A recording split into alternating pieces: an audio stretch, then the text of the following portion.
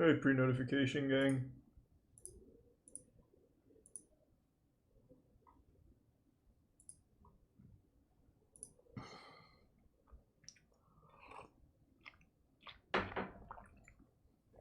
Doing alright, G Fuel?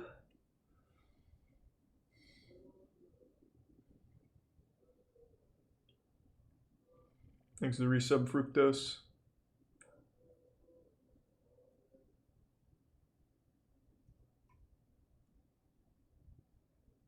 Coming along great, Rip.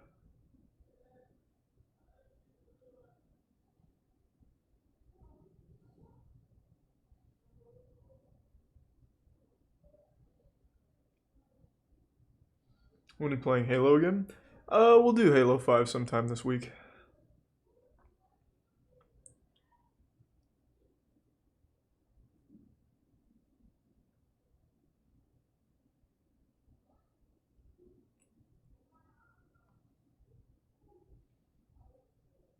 Most of my bruises have healed. We filmed that last week. I had massive bruises on my arms and chest though. I'm surprised more people didn't notice. Though I guess the webcam doesn't really have my arms in frame very much.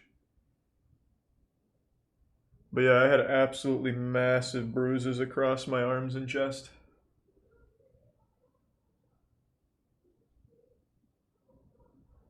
Thanks for 2 gift subs, Red Dragon and the Bits Nova. Resub Baber.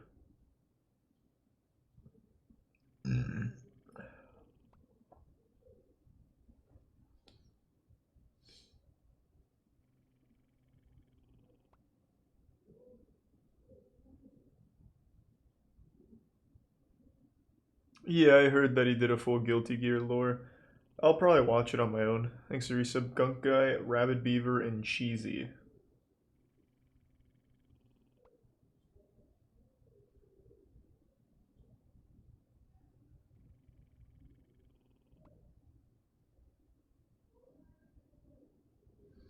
Thanks to the bits, Chris.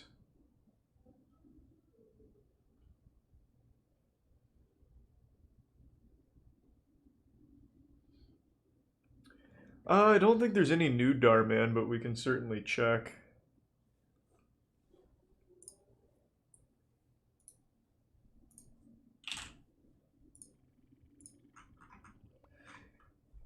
Thanks to the Prime Rowan.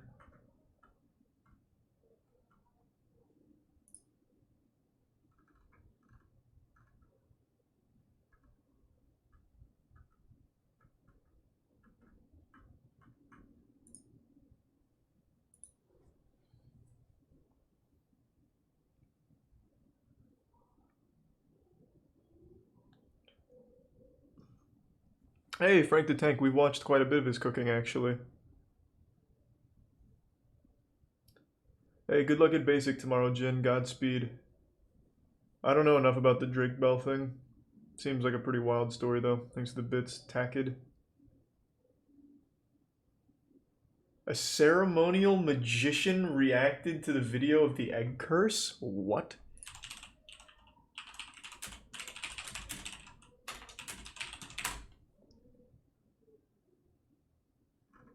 Where can I find that? Are you serious?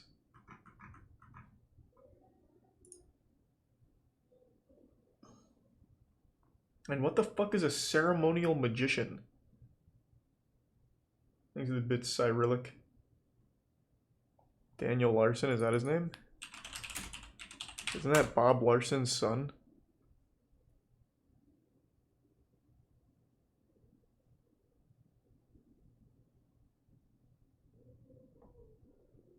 My day's been alright, Sponge. Where did he... Does he even have his own channel? Oh, he does.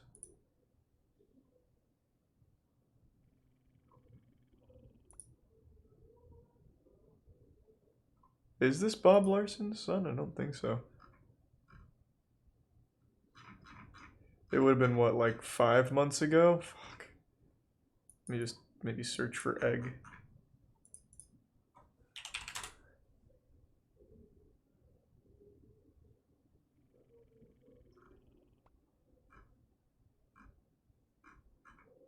That didn't work.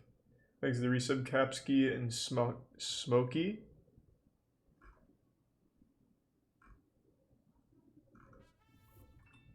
Okay, well I can't find that.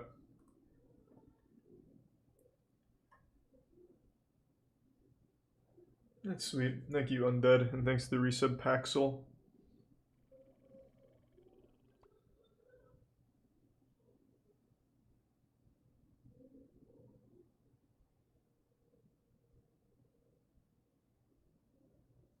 Thanks to the resub Zythal.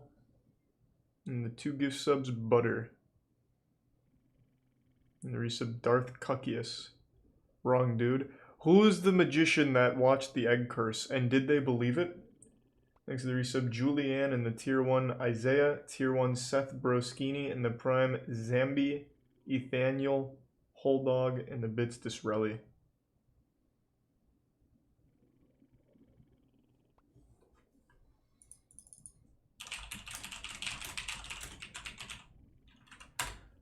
Thanks to tier 1 Turd Gunner and the tier 1 Truck Driving Man. Yeah, I remember Scare Tactics, I'm just not a huge fan. This? It has nothing to do with the egg curse, but it sounds interesting. Thanks to the resub Less Than Geo and gift sub Cyaxis.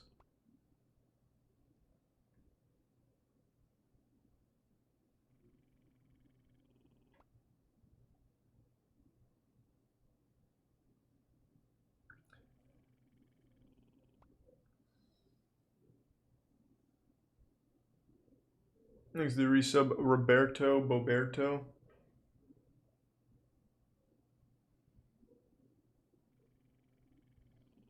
And the resub Kev. He impersonated a FaZe Clan manager to scam Valorant players?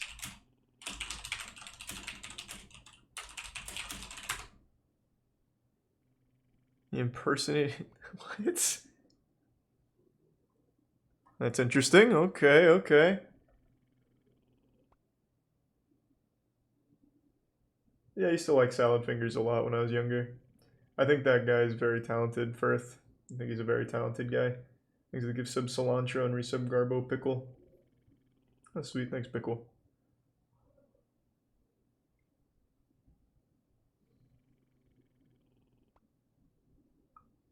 Thanks to Prime Omnivorous Outback Truckers.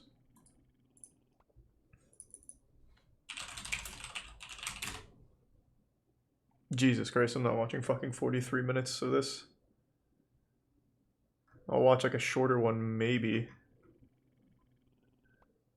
Thanks to resub Flash Paradox and Lukac. Come up with this. Oh, 21 minutes? Is it worth watching 21 minutes? Oh, right, sorry, I have the volume super low from Sponge Glock. Thanks to resub Danny Yule and Bince, and the Bits Calculator and 2019 guy. Resub Squeaker.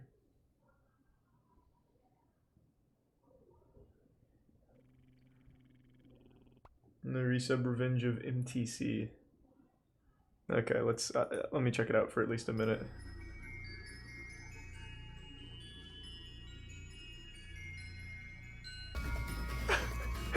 Okay, thanks to the resub Yeetus. Thanks to the resub Justin. What is the evil eye? Alright, welcome back. And if you're new, well, welcome. Thanks to the resub Brave Booty. A reaction video, which is kind of ironic considering that I dump on reaction videos all the time. We all do. The majority of them are just garbage and bunk. Here, let me react to this song that everyone else in the world has heard before, Lionel but I have and not. Juju. Or the movie that everyone has seen, etc. Okay, hold on. And I know let's that's get to the wild case, part. But it's not enough to just waste your time watching okay, here we go, yourself. And I'll put a link to that here if you want to check that out. I didn't touch your feet with them either. No, that's fine. My feet are already cursed. Yeah, I'm 5'6". I think he believed it. Okay. I truly was blown away. I had no fucking idea that it was a prank from Matt. Let's see. So I don't blame him for falling for it. Like David Blaine, this is just ordinary milk. It's from the store. Now watch. Thanks to the resub Crow. Protection. She lives down and staying until Matt. Thanks to the Dollar Kinway. It was last week, so my hands are fine now. Alright, so I just noticed a fatal flaw with using the milk. Oh! Okay. Most I've ever seen. A lot. Oh wow, that's a lot. That's the most I've ever seen. Mm-hmm. That's actually really wild. It's gonna explode. Wait, why is that happening though? That thing just blew up in blood. For a brief moment, I was the most cursed man on the planet in the eyes of the occult. Is there a chemical reaction with egg yolk and milk? No one's ever had that happen. Thanks to the resub Violet. All right, so I'm going to give you a tip. Always put a little bit of milk in your scrambled eggs, unless you're lactose intolerant. You put the milk in with the eggs, you whip them up, it makes them lighter and fluffier, and they're absolutely delicious. If you were making That might be a real pro scrambled eggs the right tip. way, you would know that milk does not cause... Does he believe it though? I have to know. Tell me. This isn't a chemical reaction. God damn it. Charlie. It's a spiritual Everybody reaction. else should Okay, so his friend here is closer to the mark. It's kind of a spiritual reaction if you consider absorbing energy a spiritual thing. Okay, There's a okay. huge correspondence with eggs and the sign of Pisces. And we know Pisces to be like an energy absorber. People with strong Pisces absorb the energy of the people that they're around, so they have to clear their energy quite often. I'm And not a they may Pisces even though. prefer to remain in solitude rather than be around a lot of people that they're going to absorb their energy. Well, eggs absorb energy in sort of the same way. And now you're seeing why Do the they? egg is used to detect curses. After I threw it all out over there, that's why I'm rinsing it out. I dropped an egg in there. Thanks to the resub Now, that's Gronworm. a lot. And they give some bins. I hope that's all 3 eggs that he was talking about, and not just the first one, because that's more blood than can fit in an egg almost. This guy needs an uncrossing ritual immediately. No, it turns out I was fine, I think. Or not, I don't know. The demon of not tall. Why would that happen though? I don't know. That makes no sense. Now, that is one demon that I am not familiar with. But then again, I'm quite... Thanks to the bit sweeper. This was the first one. I was the first. Okay. So it seems like he, like myself, was fallen victim to Matt's prank. That's cute. Like I said, when I posted that video on TikTok, and some people in emails that were like really into that kind of stuff were like, "Oh my God, Charlie, this is very serious. Charlie, this is alarming. You really need to see some some kind of uncrossing holy spiritualist or something and get this fixed." That's cute. So even a real occultist was fooled by Matt's galaxy brain prank. Thanks to Prime Stealth and Resub Bullet for Blood and Sasquatch and Tom. Okay. I'm sure that is some real trucking, but I don't know if I'm ready for that. This sounds interesting.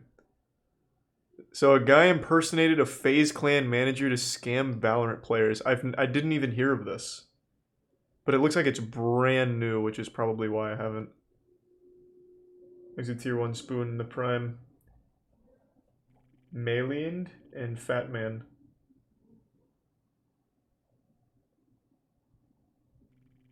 That's wholesome. Thanks, Beezy. And... oh, Jesus Christ. Wait, 11k bits? Holy fuck, Beezy. And thank you to your wife as well. Really appreciate the generosity. Hope you all have a great night tonight. God damn, thank you for the fat drop. A Valorant player impersonated FaZe Clan's Valorant manager in order to trick his former teammates into signing up for what they thought was a golden opportunity to become FaZe's academy team in Valorant. They put in over a month of work into a fake trial, sometimes pulling 10 hours That's rough. of scrims and practice. But they got a lot turned better down in the end, I legitimate bet. offers from other orgs, thinking they were getting the opportunity of a lifetime to play for FaZe. Except there was no team. There was no offer. The whole thing was a lie.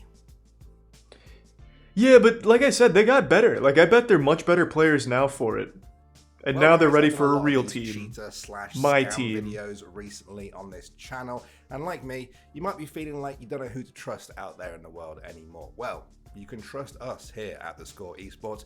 Make sure you subscribe to the channel. That way you'll never miss a video just like this one. It's that easy. The story begins on May 21st of this year, when Valorant player and coach T-Dog was approached by one of his friends, A77, who was part of a team of aspiring Valorant pro players. They Thanks to wanted to resub, make it big. Kalian. The group had skills and talent, but they told T-Dog that they wanted him to coach them for a huge opportunity they had recently been offered. The huge opportunity Prime. was that this roster Felix was and secretly give sub trying Nash. to become FaZe Clan's minor league or academy roster in Valorant. Now, there's no fully built out academy system in Valorant yet, of course, but young talent always needs to be developed. Naturally, T-Dog was interested. I mean, this is FaZe Clan, as in, well, FaZe Clan. Becoming a part of Everyone this team knows could FaZe propel Clan. an Fuck yeah. aspiring player or FaZe coach up, baby. to the very top of the scene. But this particular dream was too good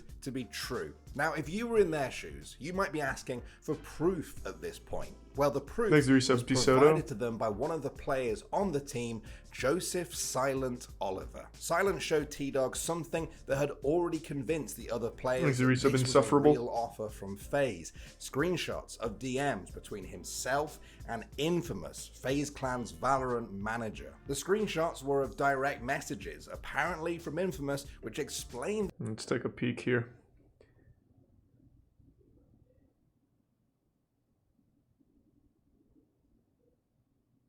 This is kind of underwhelming.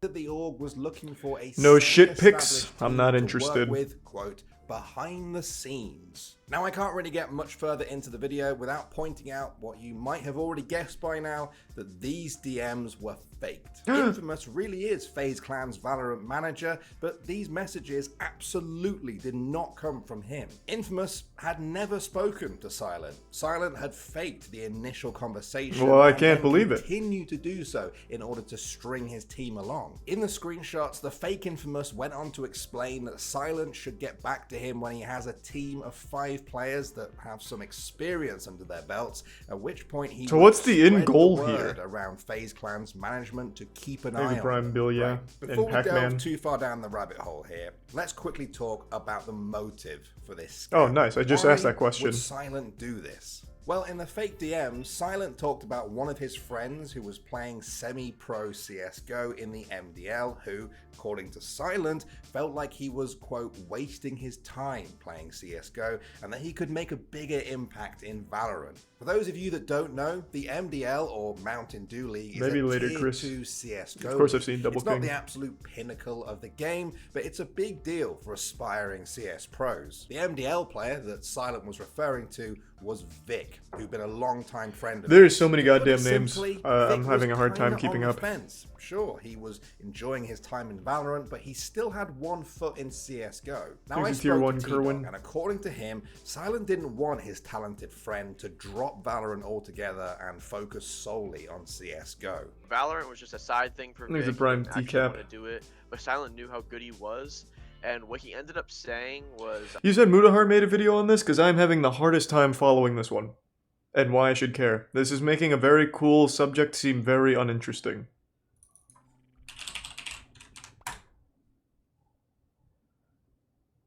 Oh no, he made one on the cryptocurrency thing.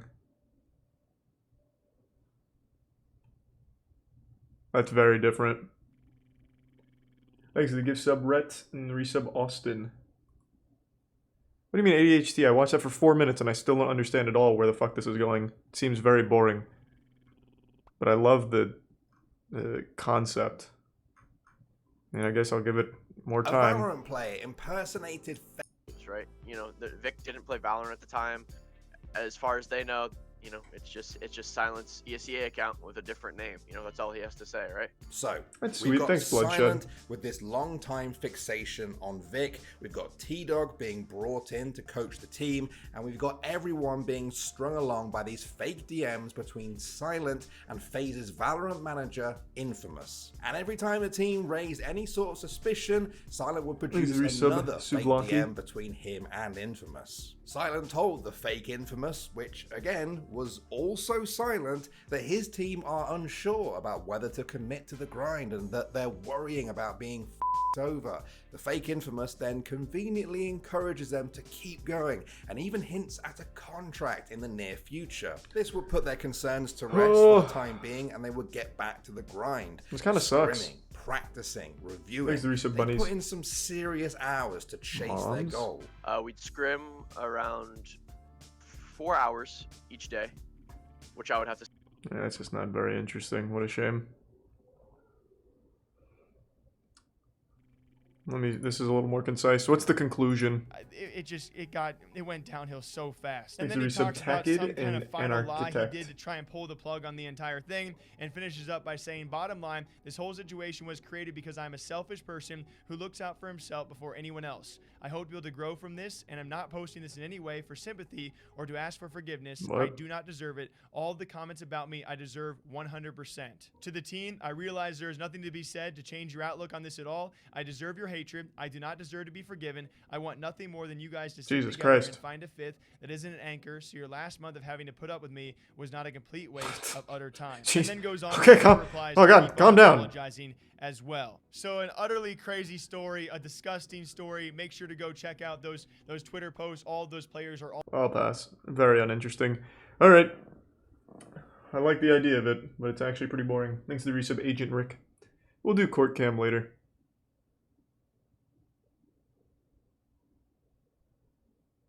Oh, sweet. Thank you, Zoogies.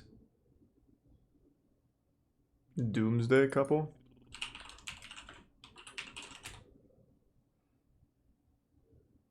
Charged with murdering their 2 children.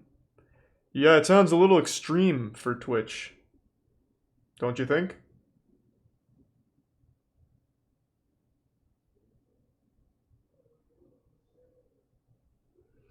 Thanks, resub Iman. The bits Ibizi again. Thank you. And your wife as well. True crime is allowed. Doesn't make it any more fun. These 2 still killed their kids.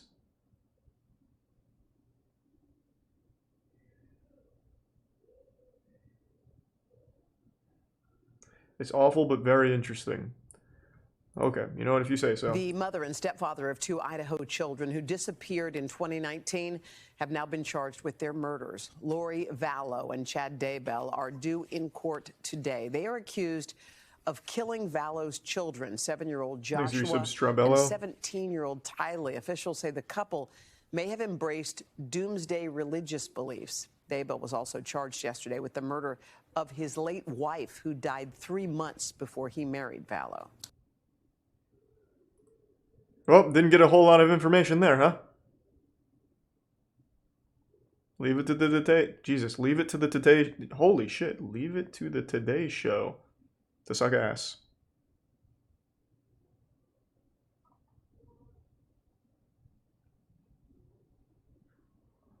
Uh, 27 minutes. Eek. Oof. Give me a synopsis. Why is it interesting?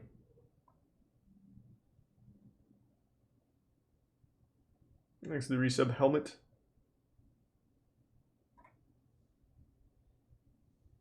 It's not. Okay, that's all I needed to hear.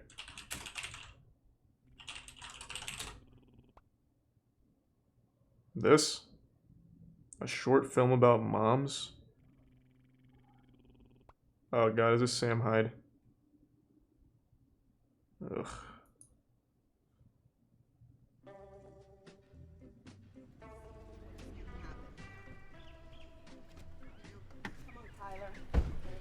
It shows balls? Okay, can't watch it then. What a shame. Is there some Sight Moon, Chin, and the Prime Goof Hunter?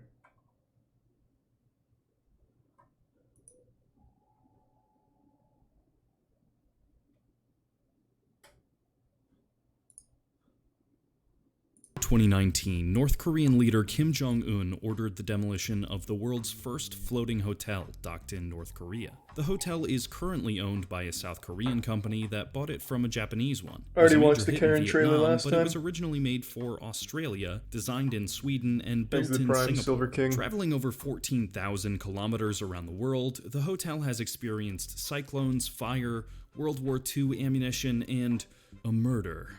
This may all sound confusing to you, so let's start at the beginning.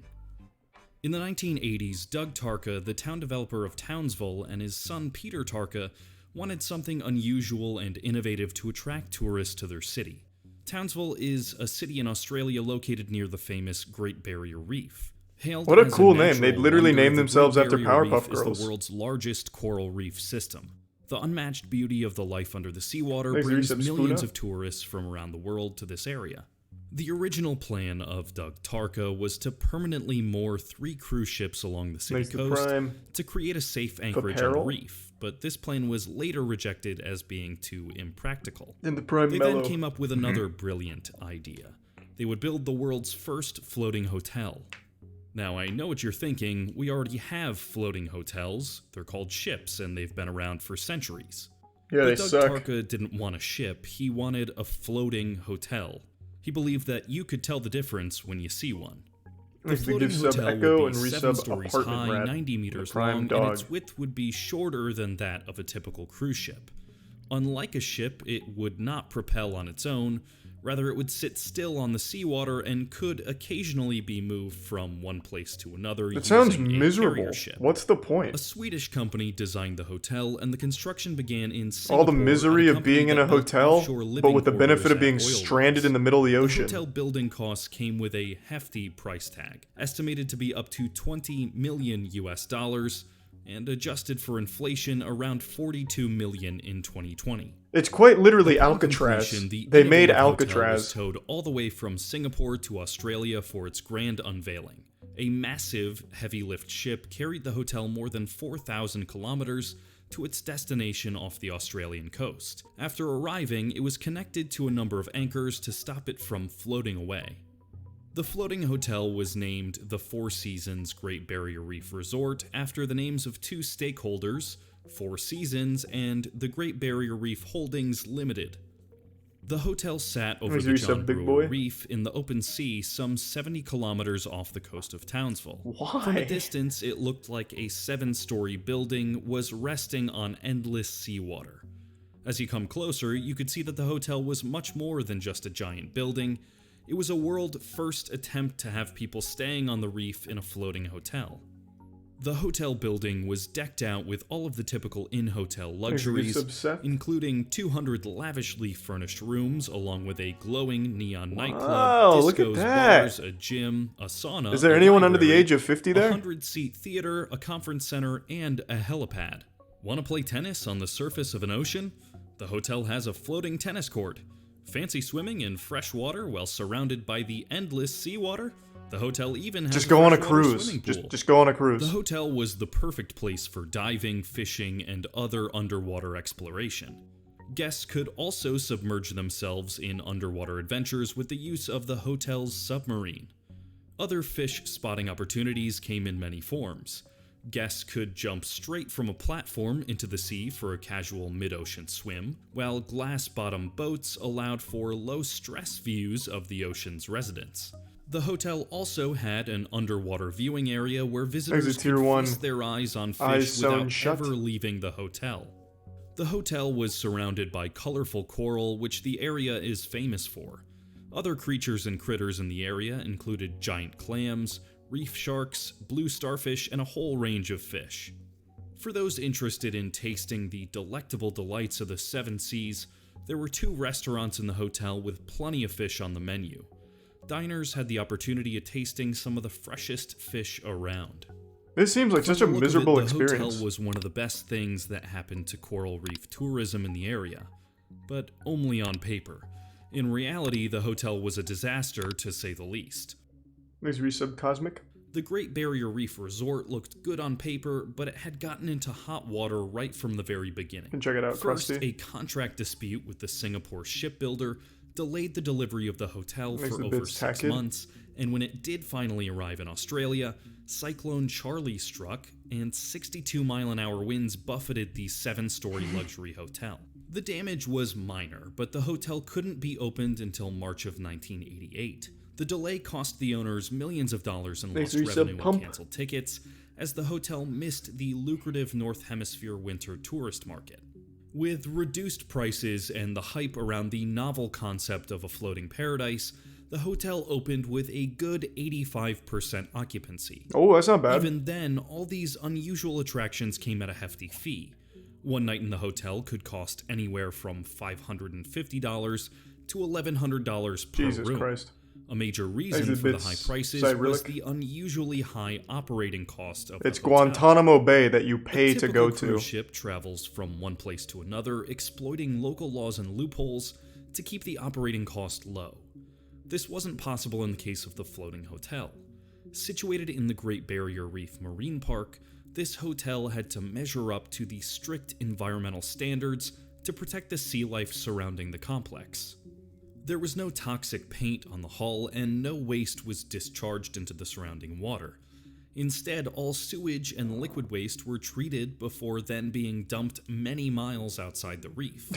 Trash was all incinerated before being transported. As a tier 1 lethal protector. Below the main deck of the hotel, a watertight compartment housed sewage treatment machinery, incinerators, diesel generators, a huge air conditioning system, a desalination plant that could produce up to 152 tons of fresh water a day, and a repair shop. The repair shop was capable of repairing anything from generators to handbags.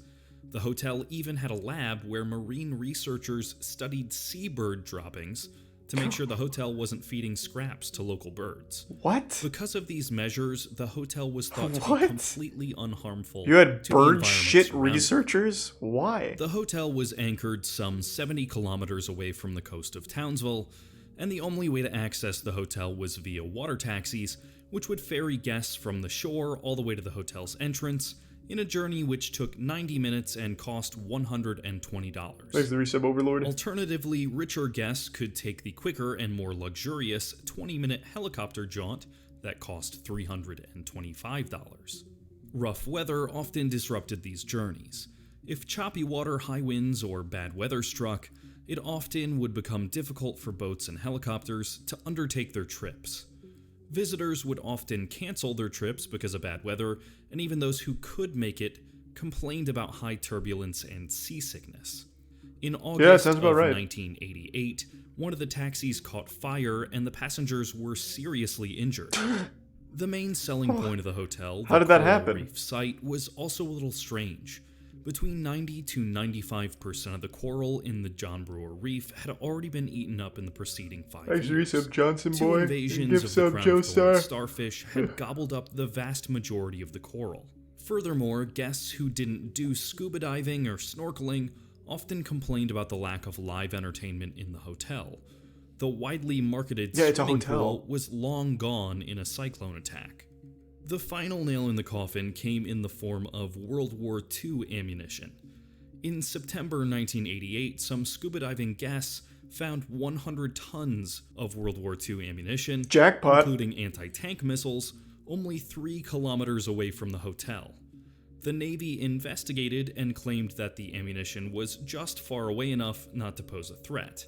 Apparently, until around 1950, it was legal to dump live ammunition offshore. Well, the fish aren't going to start using it. They're not going to start shooting at the hotel. The resort. What do you mean? Who would want to spend their vacation floating over a huge arsenal of World War II ammunition? Of exploding? To hold visitors, the hotel reduced What's going to cause a spark underwater to blow up a fucking tank shell? $30 per night for a double room. The enterprise also suffered from a bitter feud between the owners and the operators, poor management, hapless marketing, and eventually bookings began to dry up. The ship hitting it? During It's not the a ship. Few months, it's the stationary. Hotel registered only 20 to 25% Oh, you mean a ship in general hitting it? I guess maybe. Due to this loss of money, the hotel needed to sail to more affordable waters. The hotel owners sold the hotel to a Japanese company in 1989, only a year after the hotel had opened its doors in Australia. These new owners transported the hotel to Ho Chi Minh City in the south of Vietnam. At that time, Vietnam was experiencing a post-war tourism boom. Ho Chi Minh City was flooded with foreign visitors, but the city didn't have many high-class accommodations for rich people. As an already packaged, ready-to-go facility, the floating hotel seemed perfect, so the new owners were willing to take the gamble. The journey from its Australian port to Ho Chi Minh City was another epic adventure of over 5,000 kilometers. Upon its arrival, the hotel was moored in Maybe the Prime Saigon Travi. River, renovated to give it a local look, and renamed the Saigon Floating Hotel. The place Give it was a cool ready for name. its Stop just second calling life. it Floating Hotel. In Vietnam, the Saigon Floating Call it Hotel the became Beef an instant Thunder hit. The country's first Master. foreign-invested hotel offered a range of That needs luxurious work, actually. facilities, Just come up with something services, better. and 400 highly trained staff. In 1995, the hotel charged up to $335 per room per night, in a country where the average person earned less than $350 per year. In its stay of more than 9 years, the Saigon Executive Floating Sub-Lizard Hotel and became Prime a Rooney. widely celebrated icon of the rise of tourism in Vietnam. Locals affectionately knew the hotel as the Floater. Its appeal began to wither in 1997, however, when Vietnam's existing hotels were renovated and many other foreign companies joined the lucrative market. Once more, the hotel owners decided to uproot. They sold the hotel to South Korean Asan, the tourism arm of Hyundai, who again decided to move elsewhere in an attempt to pick up profits. Just This fucking time, demolish the hotel it. set sail for the unusual worthless. location of North Korea. And the tennis court's not there anymore. Renamed to Hotel Haegumgang, the world's first floating hotel was anchored at the Mount Kumgang tourist Prime's region near the synth. heavily guarded DMZ border, which opened in 1998 as a north-south experiment in tourism. At the time, relations between North Nice to Korea your and mom. South Korea were improving. It was hoped that the hotel might attract tourists from South Korea and help to ease these relations even further. Between 1998 and 2008, the floating hotel was the official venue for the emotional reunion of families divided by the 1950 to 1953 Korean War, Wow. where South Korean families could meet their I relatives wouldn't in the expect North, that. many of which had not seen their loved ones for over 6 decades. There's But two in gift subs, 2008, Chronic. yet another bad hand was dealt for the aging vessel when a North Korean Not sure soldier what the next shot one and is, your mom. killed a South Korean tourist at the resort. Ah. Seoul quickly ceased all tours in the region. Since then, the once celebrated floating hotel has been eerily silent and rusting at the edge of North Korea without maintenance. However, it remains open to local tourists, and I found a few Google reviews of the hotel that were made recently. In 2019, Kim Jong-un visited the site and criticized the facilities. He claimed that the facilities were, quote, not only very backward in terms of architecture, Well, yeah, but it's looked old. so shabby as they are not properly cared for. The buildings are just a Maybe we should hodgepodge mayhem. with no national character at all. He then demanded the demolition of unpleasant facilities and the building of new modern ones. That has yet to happen. The hotel remains in North Korea in Kumgang Port. Using Google Maps, you can still see it. So that was the story of the world's first floating hotel, and I'd love to hear your thoughts. Why does he keep saying If you first? haven't Is there more than subscribed one to this now? channel yet, please consider subscribing. And if you want to support this channel, I've created a page. I can't imagine like it's overly common for floating hotels to exist. Couldn't it also just be called the world's only floating hotel?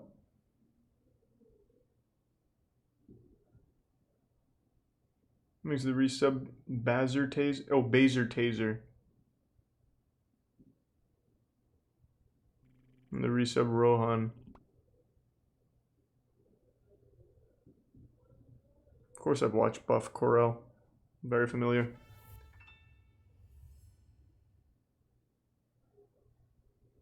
I suppose so, body form.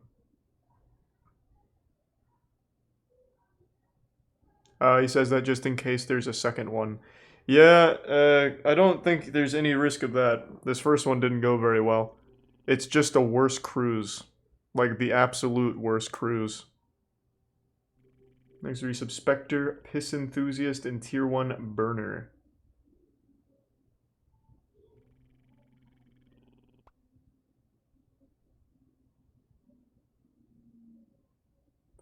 Never been on a cruise, but they seem boring. I've also never been on a cruise.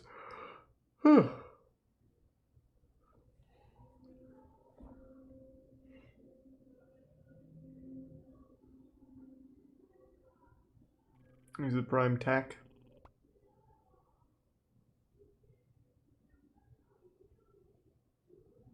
Hey, Phantom. Yeah, we watched Soda Steel last time. McDonald's had a floating restaurant? That sounds kind of wild.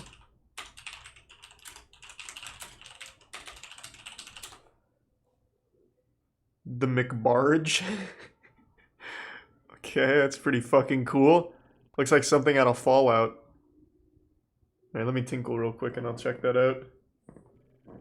Thanks for 2 gift subs, Bosnian, and resubs smoke a lot.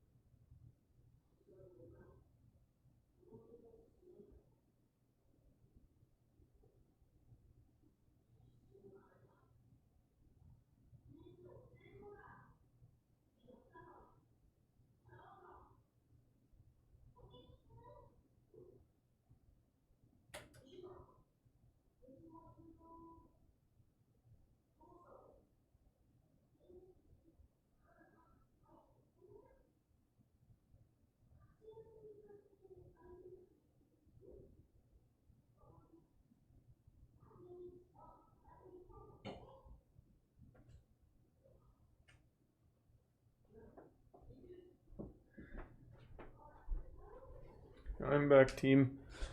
Thanks to resub Up Too Late and Diabetic Legend. And the resub LL Cool J.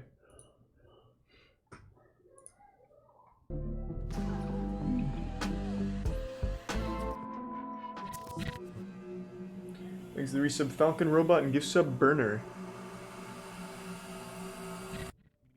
What's up, guys? Resub My Sekazin. name is Jake. Welcome to Abandoned, episode 31.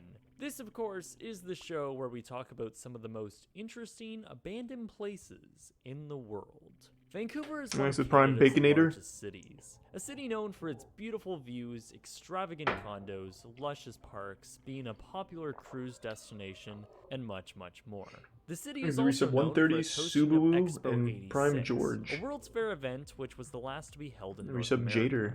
On the other side of the And city, Biggest. where cruise ships call their home port, down the river about 6 miles is a relic from the past Expo. A fast food restaurant like no other, Friendship 500, or better known as the McBarge. Oh, Way back she's in beautiful. 1985, Vancouver was preparing for Expo 86, the World Exposition on Transportation There's a Prime and Ace Wing. Communication. The World's Fair was set to Resub take Commander. 160 acres of land, and like all World Fair events, multiple different pavilions and buildings would be constructed on the land. McDonald's was set to have several of their restaurants in the Whoa. expo, specifically 5 of them. McDonald's Most of World, them being eh? the basic generic restaurants. However, McDonald's had one planned like no other. Designed by naval architecture firm Robert Allen, McDonald's was resub, building Libya. a 2-story floating restaurant You're doing called alright. Friendship 500. The reason why it was given the 500 name was because it was the 500th McDonald's restaurant in Canada.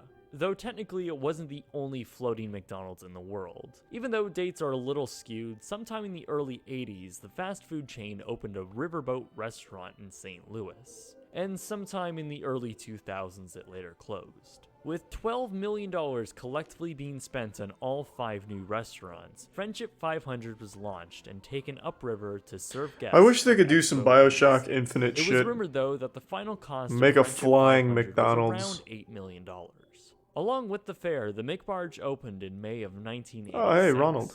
It was 187 feet long, featured 2 Thanks for some stories Trap, of dining Neo, areas, and was Equinoxa. able to seat around 390 Nah, people. paintballs didn't Friendship hurt at all. 500 was located on the far west portion of the fair, anchored adjacent to the Malaysia Pavilion.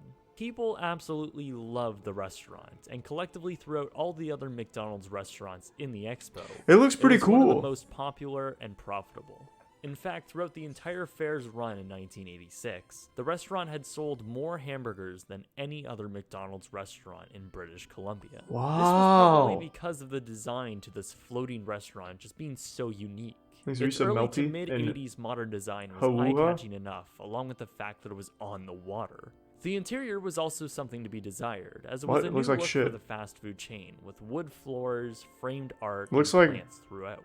It was McDonald's It looks like the Krusty mid-80s Krab. campaign to enhance their image as Doesn't their look that restaurants cool. being a more enjoyable quality experience. And this proved to be very effective, as Friendship 500 was extremely popular in the fair. As British Columbia was entering its winter season, the official closure of Expo 86 had come on October 13, 1986.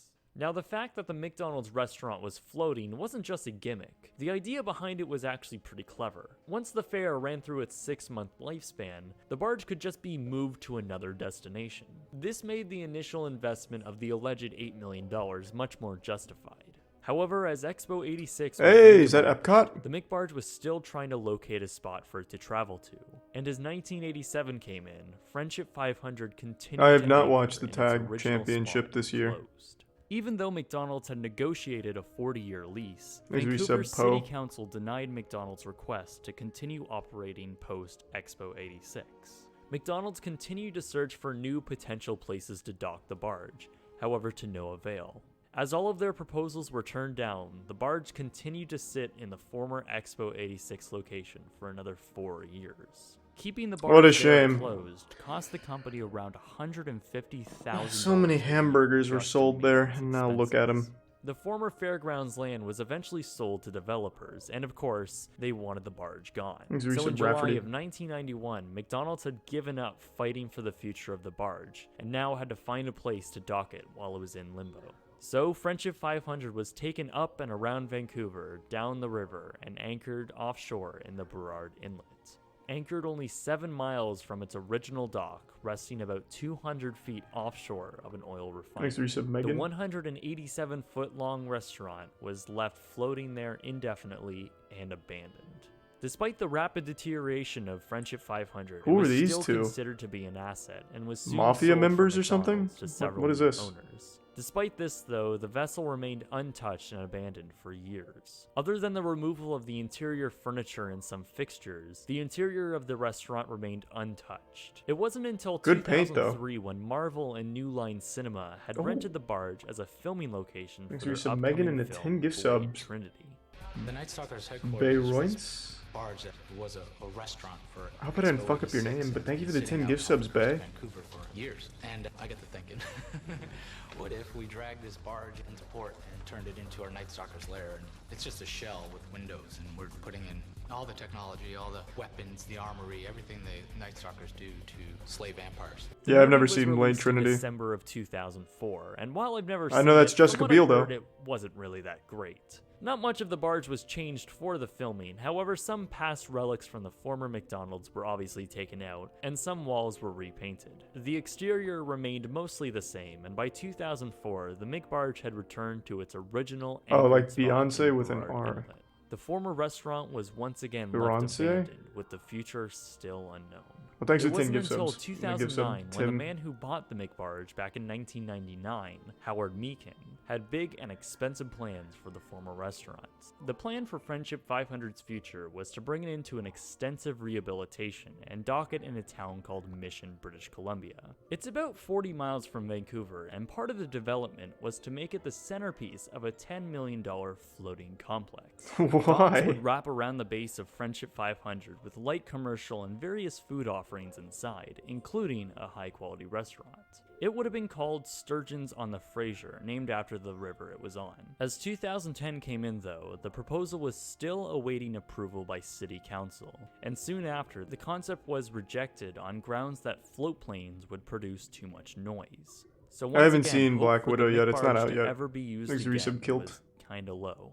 By 2011, Friendship 500 was renamed to Seabourn 2 and listed for sale on PacificBoatBrokers.com Damn. for $680,000. What a However, bargain. With no sale, the barge continued to float abandoned in the same place it has for the majority of its life. With multiple broken windows and exterior doors even being left open, the immense amount of moisture inside the structure had been taking its toll on the walls and floors. Thanks, Resub 2 Mold Wavy. and moss had been thriving on the former restaurant, and vandalism was becoming a problem. The interior had its copper and valuables stripped from what was left, and kids started tagging the inside and outside. Oh no. Every Have once some in a while, respect. Some measures would be taken Oh, to man. prevent this, with boards covering the broken windows, as well as fences with barbed wire on them being placed on easily accessible spots on the barge. As a few years passed, Thanks, this Resub didn't really Tyrese. stop much though, as Friendship 500 was becoming well known as a local eyesore.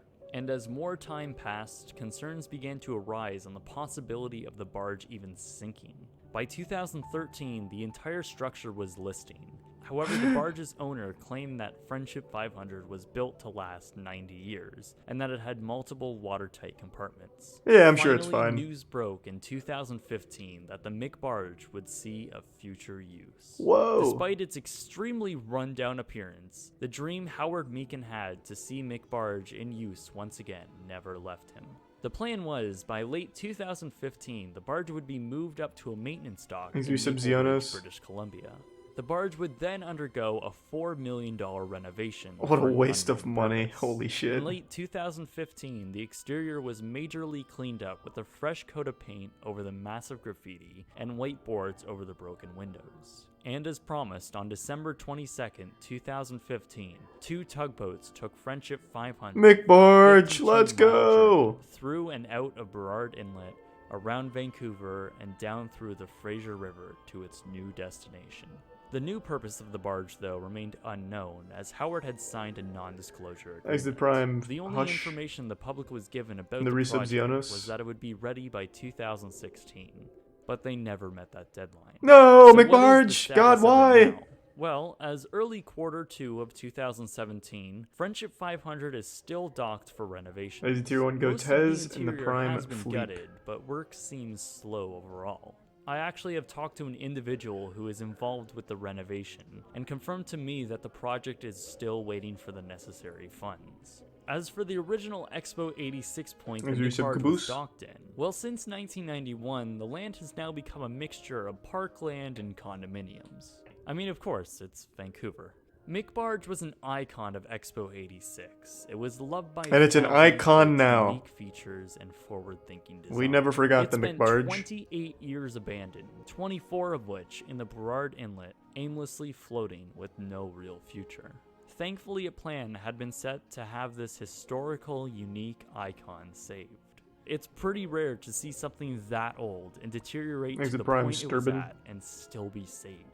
Even though the future seems unknown for us, I truly believe the man behind its future really does care about preserving this icon. Maybe it'll be a museum for Expo 86, or maybe Thanks to it will Prime return Wiki. to a restaurant. Who knows? Maybe Look up it'll how be it's a ball doing pit. today. A ball pit. You want it to be a big floating ball pit. Yeah. Let's see. The abandoned McBarge boat. Well, it seems like it's still abandoned as of 6 months ago.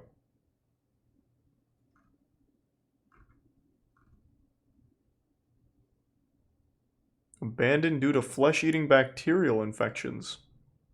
Wow. Exploring an abandoned indoor water park. Wowee.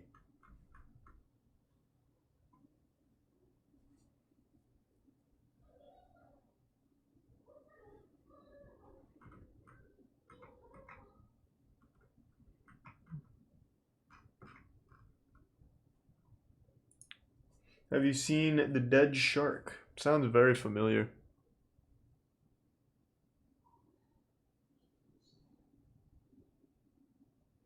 Worst town in Florida.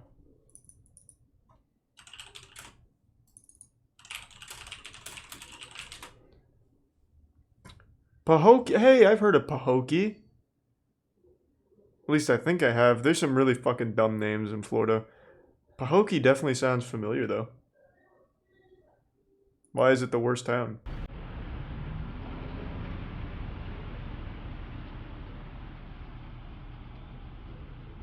Thanks for 1,000 bits, Jacob. Appreciate that. Glad you liked it. Thanks to the resub, one Freddy. of the worst towns in the state of Florida.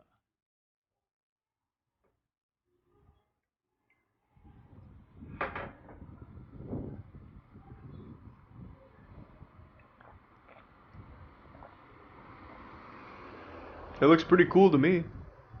Known for the sugarcane farms that surround the small town, the population Thanks to the resub, Run. totals only around 6,000 people. Yeah, but I bet they're all friends. It's like a little high school.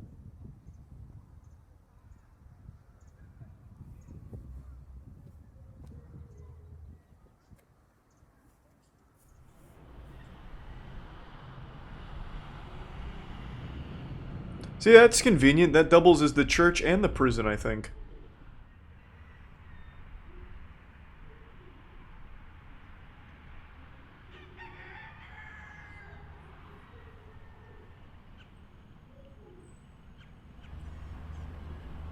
We're really fixated on this. What is this? While numbers have fluctuated, it's believed that the unemployment rate is anywhere from 16 to 30%, with a median household income of only $27,000. Most of the downtown portions are abandoned or in horrible shape. I am looking forward to it, Disraeli. I mean, it doesn't seem as bad as the title would lead me to believe.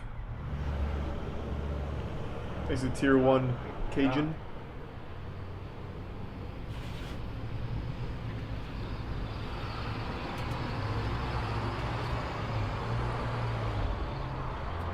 The whole wall is...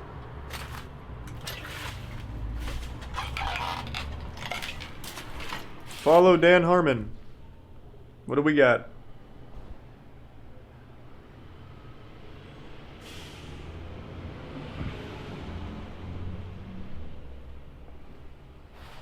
I mean, it's an old building. I mean, we can find that anywhere, really.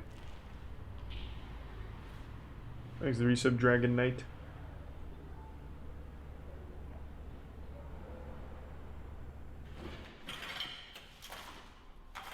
Oh my, it's a haunted... What the fuck is that called? Son of a bitch. Haunted, thank you for shopping pad. I can't remember the fucking name. Credit card swiper, thank you. This abandoned hospital sits just a few hundred feet away. Jesus, I could not think of the fucking name for that. Structure closed in 1998. Credit card reader, whatever, has been same heavily shit. stripped of any value. It's not the register, what the fuck are you talking about? It's the shit you swipe your card in. Put your PIN number on and all that. Worst road rage and public freakouts. What is that, like a compilation?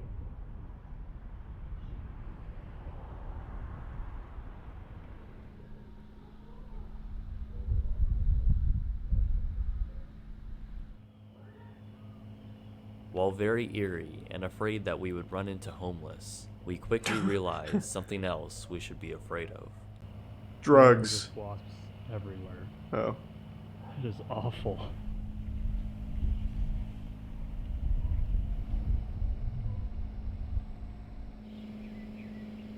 Makes the resub beefed This in. place is freaking me out.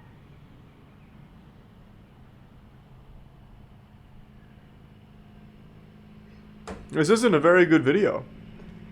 You're finding like 2 dilapidated buildings, which I can find pretty much anywhere in the world. I want to know why this is the worst town. Surely it's not just because of 2 buildings.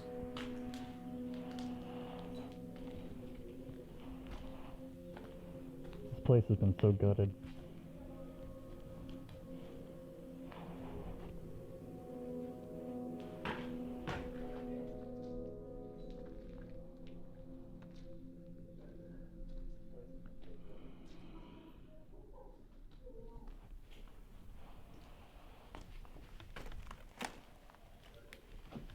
Okay, does anything happen?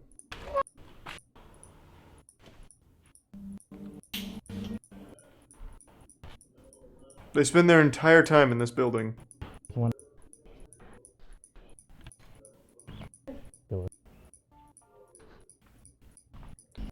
Hours away. I mean, yeah, I guess that's a good way of getting a gauge for it. It's the worst city in the world, because this building sucked. I don't doubt that it's dog shit, but what a horrible video showing me why it's so bad.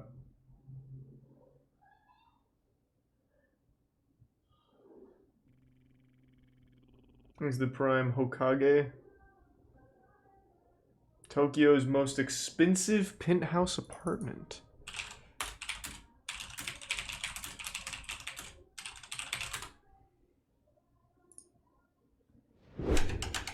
If you had the money, if money was of no object, yes, this apartment ticks every box you could possibly want it to tick. If you ever find yourself living in Japan, odds are you're going to be renting an apartment, with the average cost of an apartment in Tokyo costing about 100,000 yen or $1,000 per month. But what if you had a blank check to live in the apartment of your dreams? Last month, my good friend Alex, who runs a luxury real estate company in Tokyo, took us around a $20,000 I also love apartment Chris. in central Tokyo, which came with 4 bedrooms and even a secret rooftop garden. Thanks, Today, though, we're going on a tour of an apartment that not only Cash costs and more, the prime bacon. $25,000, but is designed for a single resident. I'm not really sure how it could be more expensive, but be aimed at a single person. So let's go and find out and see how it justifies that utterly ludicrous price tag. No. Well, it's good to see you again, Alex, and Scotty, of course. Yeah, it's great to see you, Chris. Munching away on that bone. Alex Thanks, is Brian, the Sleepy founder Dog. of iHome Real Estate, a luxury real estate company, and every couple of months he likes to take me to an absurd apartment and make me feel depressed. Isn't that right, Alex? That is right. Did you like the last place I took you to? I did. We went to a Maybe $20,000 fishing, apartment in Harajuku last time, but surely you haven't got anywhere that is as ridiculous as that place was. You'd be mistaken. Paper. What is that? Get this away from me. This is the ultimate apartment for Tony Stark. All right. Tony This Stark. is Tony Stark's apartment if he had one in the middle of Tokyo. This is actually a 1-bedroom apartment. 1 bedroom. This is a 1-bedroom apartment, and it is actually the largest 1-bedroom apartment and most expensive in all of Japan. Okay, let's go and check Thanks, out this Resub Zook. absolutely ridiculous-looking bachelor pad. $25,000 a month. The apartment we're looking at today is situated in Shibuya, about as central as you can get in the Tokyo area. And helping us film the apartment once again is fellow YouTuber Sharla. Hey, We'll also be Sharla. looking at an $8 million Tokyo house. Be sure to check it out after our tour of the bachelor pad. So we're at the entrance of what is probably the craziest apartment, 1-bedroom apartment in all of Tokyo, probably all Japan for that matter. The front door's glass. You can actually see into the apartment, but I'm guessing you can't. Is that uncommon for Tokyo? You're absolutely right. You actually need a key to get into the elevator and to get up the elevator. Okay. So, yes. And I've noticed there's an air conditioning unit Brings for a the good sub in entrance architect. alone, for this little tiny room. Yes. An air conditioning unit. And that is a pretty heavy duty one, too. That's better air conditioning than most apartments in Japan have, just for this one little room. So, This doesn't look very impressive so far. I'm not ready, no, but let's go. Let's do it anyway. There's not even a biometric scanner to get in. Not even looking at retinas to confirm that it's the house resident. Change as you get in. I'm very What's the first thing disappointed. you have to do when you get into a Japanese apartment or house? Have a drink. Gin tonic. Yes, but Thanks, right Resub before Ash. that, there's something you need to do. Take Thank you, your shoes Deoxys, off. and thank you to your Shoes off. girlfriend. Very good point. So, where do you put these shoes? On the floor, In like the a normal floor, apartment. or in the closet or something? Or how about into the walk-in shoe closet? I didn't realise it was going to be that big. Yeah. I knew there was going to be a closet, but I thought it'd be like, it would end there, not be a whole room. Yeah. Good God. They fit perfectly. Yeah, yeah. You have a little space on the left and right. 25K a month and you don't even get fucking golden shelves? I've got 2 pairs of shoes at best. Yeah, you probably need another 48 pairs to fit this place. Just makes me feel inadequate, but hopefully the rest of the apartment won't do that.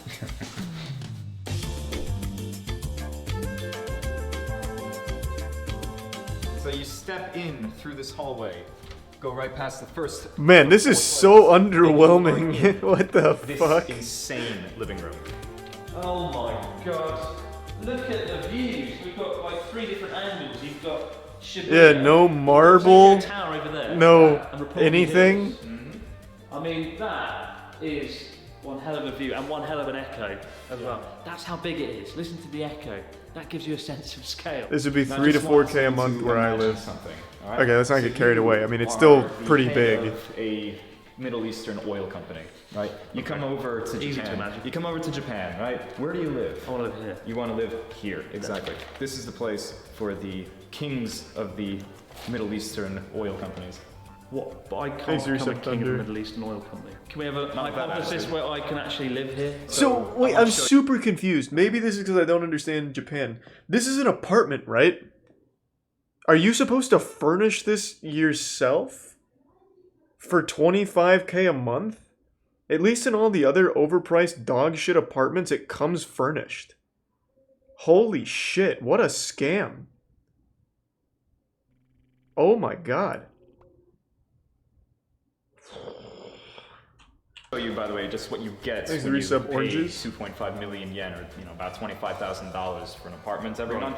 You can come over here. This is where you would put your TV, right? If you look really closely, this is actually a Wi-Fi router. This is built in, and you have free Wi-Fi here. Free Wi-Fi for $25,000? Don't you, sorry to pause again, don't you hate most of the furnishing that's forced?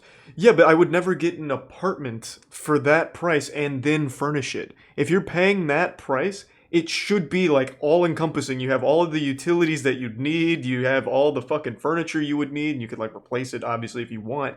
But for that fucking price, I do not also want to have to pay for everything that goes inside of it. You're paying fucking 25K for a plot of nothing. Like an empty fucking nothing. Yeah. What a bargain! Just come and take a look at this. And as you can see, this is absolutely insane.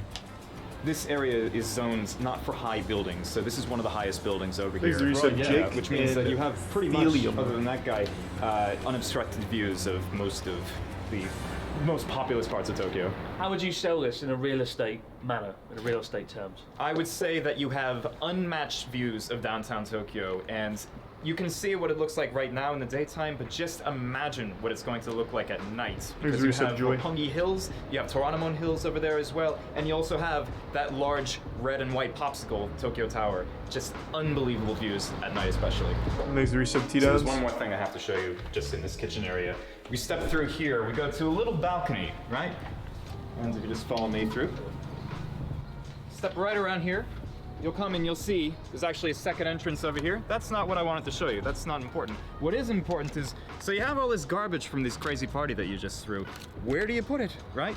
Normally in a Japanese apartment, you would have to take it all the way downstairs and, you know... Oh, it has a garbage put chute? it in the big garbage room. That's in the nice buildings. You could just maybe throw it off the balcony. If you're Chris, you throw it off the balcony. To the peasants below. To the peasants below. But if you are actually a normal person that lives here, you would step over here to this guy right here, the garbage storage room. You actually have your own personal garbage room, which the guy that cleans the place every once in a while and waters your plants will actually come and empty for you periodically. Okay. So that's what you get for this. Fuck that guy, I guess. So we just saw what the kitchen looks like, what the massive living room looks like. You went outside. Just imagine. Okay. What's up those stairs? Hold on. Why are there stairs? Where does it go? To heaven. All right, the stairway to heaven. Right. You're gonna see that. He's in a a moment. prime Before card, we Danny. show you that, I have to show you this. So you had your big party. You had all your diplomat friends over. You had all your crazy YouTuber friends come over, and you're slosh. You need a place to crash. You got everybody out. It's already 3 in the morning. What do? You go and You regret paying this much money for this big waste. Go through here. We have another big door. Open it up. What do you find? You'll see what is probably, I would say, the biggest bathtub that I've ever seen in a Japanese apartment. This is basically, you know, a Bellagio-sized jacuzzi right next to your bedroom. And it is absolutely massive. Oh, you want to show them how big it is? Can I get in it? Yeah, go for it. Absolutely. You've now devalued the apartment, Chris. I mean, you could probably fit 2-3 people in here. You could definitely fit 2 or 3 people now. Let me climb in right next to you just to show. Yeah, just. Oh god. Yeah, this is quite spacious in here. I will say though, there is no TV. That is one, downside to this place. But I mean, you've got the view out the window. Exactly. Who needs a TV when you have that view of Tokyo Tower again? Yes, you can actually see Tokyo Tower from your bathtub. So this Who is cares? like a normal bath that people use as a bath. I'll never understand This is not paying just for a bath you view. can use for fun. No. What a You're scam. gonna see why this is the normal bath. All right. Right. There's something bigger than this. Nicer. So you're all washed up. You want to go back to bed. What do? Open up this door, and you are in your massive bedroom. Massive for Japanese standards, at least. But you can see the carpet is actually made from the same material as tatami, so it's nice and feels rough under your feet. I wonder what it was. It does feel kind of rough. Yeah. My sock's been shredded. So you would have like a big bed there, right? I would have the big bed right over here overlooking that other balcony, which you probably didn't even notice until now. Yes, there's 3 balconies in this, and one of them is in the bedroom. Very good. Plenty of places to throw yourself over Maybe having a house after you party, regret buying you this sort of place. slip off to your secret balcony, have your drink, Have your drink, have a smoke. look over Tokyo Tower, Yeah. and then roll into your king-size bed. One other thing, so we showed you There's the the walk-in resub shoe kitten, closet. Of course, you have to have a walk-in closet Booch for Boy, places like and this. If you follow Aleph me, Omega if you Plus. follow me, you can keep on following me and keep on following me. Kind of, You'll see Aleph. we're actually in the closet right now. So like, There's the Prime Look Cami. how big it is. yeah. And I don't think it's really gonna show on film, but this is about the size of, I'd say the normal kitchen, maybe, in I mean, a you Japanese apartment. You could have another bedroom in here if you wanted. Yeah, you could. Wouldn't be a fun bedroom, but you could definitely fit a bedroom in here. Absolutely. So we've seen the living space, we've seen the sitting room, the 300 or 400 balconies overlooking. Was that a Tokyo. suggestion, D&D? What is up the staircase, Alex? Like, you've been very elusive this whole time, and that is the only thing I've cared about since walking through that door, because it's quite an imposing staircase. Yeah, it is. It's an amazing design, so why don't we find out what's up there? Can't beat the free Wi-Fi, surely not. There's the resub Chucky.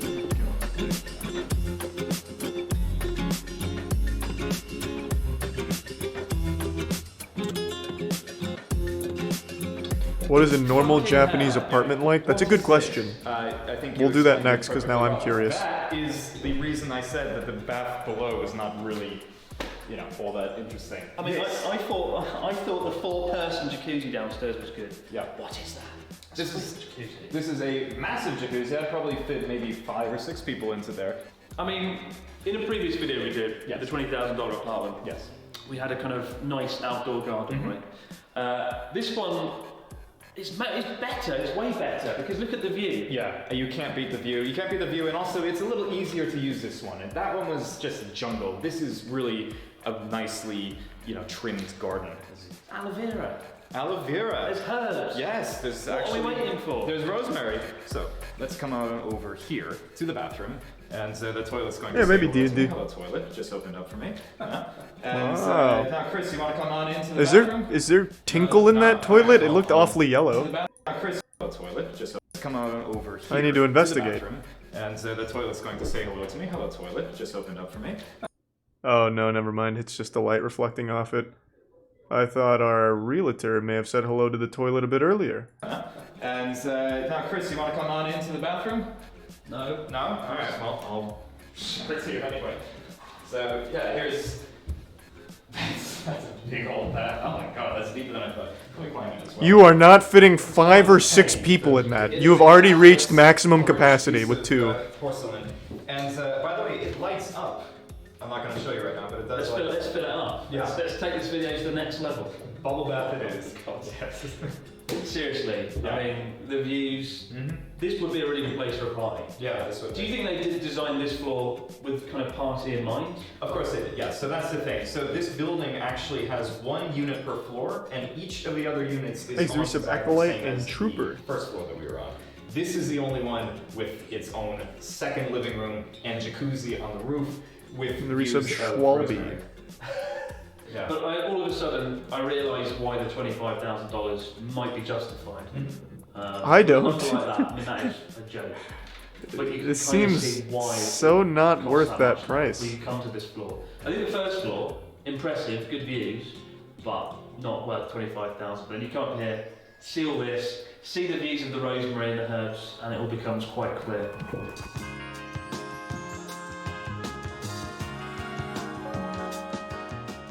right? So we just saw the bathroom, right? This is nice up pretty here, though. insane. That's the second bathroom in a one-bedroom. I can't think of any other one-bedroom apartment or house or anything with 2 bathrooms. But are you ready for the ultimate part of this apartment? I'm ready. You are ready? Can't be better than the free Wi-Fi and the jacuzzi. Yeah, the 2 free Wi-Fis. The 2 free Wi-Fis. Let's just go past the 3rd sink. Yes, this place actually has 3 sinks. Here's the 3rd one right over here. What a Not weird enough. selling Yeah, point. Not enough. And come on, follow me, right? And you will see probably one of the nicest. Wait, what? There's only 3 sinks here, but 2 bathrooms? I'm assuming there's a sink per bathroom, which means there's no sink in the kitchen? You just have a fucking random sink outside?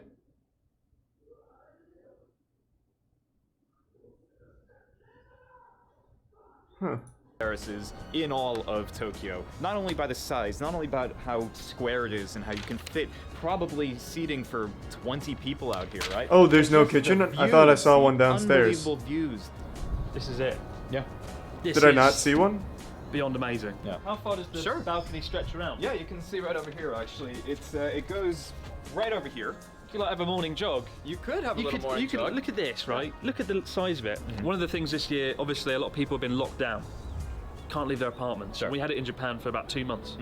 But if you had a rooftop like this, yeah, you could do a morning run. You could. To this end. I'm not gonna follow him. Like, this is nice out here. Hey there. Ridiculous. Yeah. Absolutely. And then when you're done and you're I can tell, man, you need to run a little more. Big rooftop. Big roof. It's a very big rooftop. By the way, it's about 65 square meters, about 700 something square feet. So it's big, right? And when you're done jogging and you're all schwitzing from jogging all day, right? You can go right over there and just take a little sprig of the rosemary off, put it in your gin and tonic, and have a nice rosemary gin and tonic in the morning. There's the sub-ironic and the have prime fresh gin vanilla. tonic from your own garden after a morning run. Yes. This is the best apartment in the world. But what would you do with all this space? Well, there's so much here. Yeah. It goes around the whole way. What would you do? So what I would do first off is get a massive table Thanks for for out your here and a sub, big Random umbrella too, because there's no covering on the roof, you know. So Table tennis? Well, yeah, actually, that would be a Nice and great prime idea. bubble. Except when you hit the ball too hard and it goes flying off the 9th floor of this apartment and onto the pedestrians down there. The Recep Don't do that. Atlas? Yeah, I don't think a ping pong ball would kill him, but it probably hurt dropping off the 9th floor. Leave a comment below. Would a ping pong ball hurt someone? I don't think it would. It's quite light. Anyway, we haven't come here to figure that out. discuss death by ping pong. It probably would hurt, I would think. So realistically, who is going to What a live horrible in an apartment. apartment of this size and scale and cost? Thanks to I would Recep say Tony Bougie and the Stark, prime T-Mac otherwise and known- Recep otherwise Weighted known as Dice. Iron Man. I think that's the only person I can think of. Well, apparently, I Yeah. look like Robert Downey Jr. So. Do you think this is worth $25,000? Yeah, more so than the last one we saw, for sure. The bath is better than my bath, and it's pretty hard to beat my bathroom, so I'm impressed this time. What would you do if this was your rooftop? How would you change it? What would you put? Okay. If you had the Yeah, there is a kitchen. And there is a sink. He lied. There's more than 3 sinks. There's 4. My god, the realtors, what kind of operation is he running? What in tarnation? Yes, this is absolutely not worth $25,000 a month. Holy shit. But apparently it's better than this one. So I am curious. Let's see this. I'm invested now. Of all the things we've seen in this gigantic apartment so far, this is the thing that's impressed me the most. The concept of a garden Thanks for on the the 6, rooftop of a Darren. building in the centre of the Yeah, city. Tori, I agree. Japan often gets a lot of That'd really be attention cool. for its tiny apartments and small spaces. I mean, for my first 3 years living here in my apartment, I had to use an ironing board as valuable kitchen space, as a kitchen counter. It was pretty sad in hindsight. But what is life like on the other side of the fence? A good friend of mine living here in Tokyo who runs a luxury real estate business recently got in touch to say that he could get us inside one of the biggest apartments in all of Tokyo, an apartment that cost a staggering $20,000 per month. Now, to put that in perspective, a studio apartment in Tokyo on average costs about 100,000 yen, about $1,000, and you get about 35 square meters for that. Oh so my what God. do you get when you pay 20 times that amount? Honestly, I don't know. I've Holy never shit, been it's like inside living anywhere in like New this York. before, so let's go and find out. Oh, that's awful. This is going to be depressing. Oh, that is awful.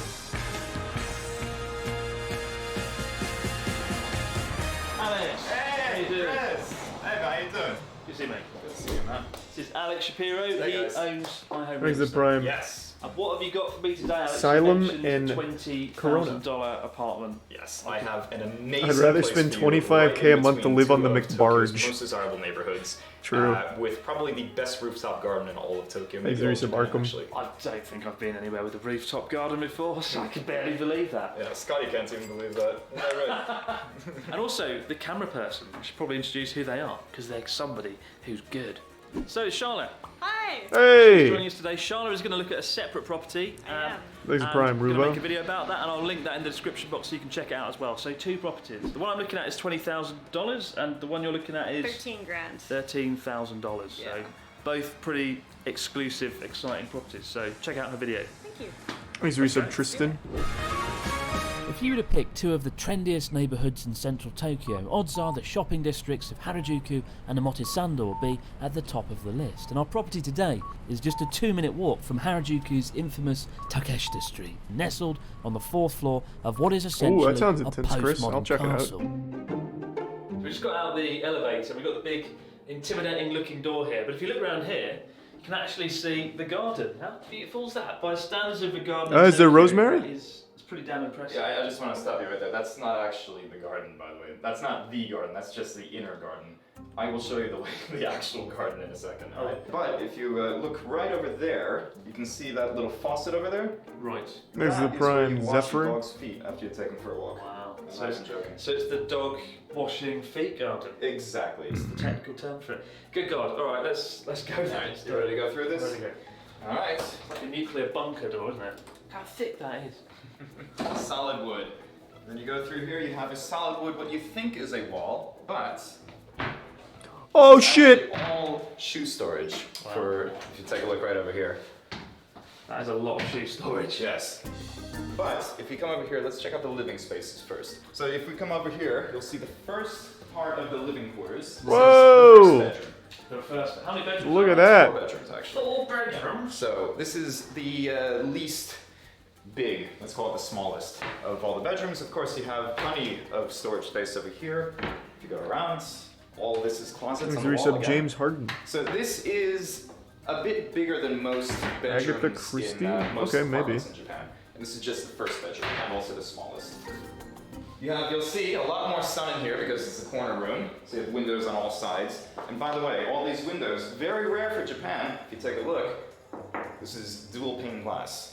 So nice in the winter, also nice in the summer. And also, barely any noise. We're right in the middle of the world. Man, 20 grand a month, huh? A pin drop. Yeah, the only thing you hear in here is the AC running. That's pretty much it. Yeah. And look at the view. Yeah, exactly. I mean, for me, that's already my favourite thing about this apartment. The view is really quite impressive. You can go through the master Thanks, bathroom the Prime to get to King. the master bedroom. If you take a look over here, you have the first of 2 jacuzzi baths. Also, if you look over there, that's a TV.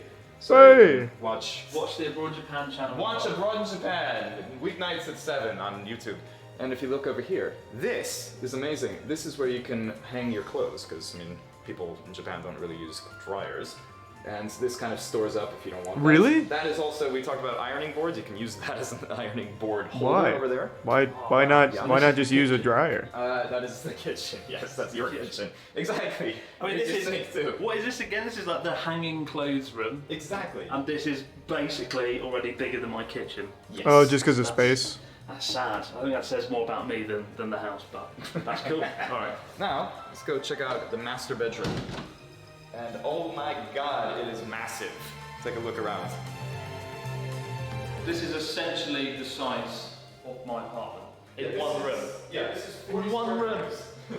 It's a very open place, and when you mention it's bigger than your apartment, it might be because this place is actually. This is not very interesting at all. For this room.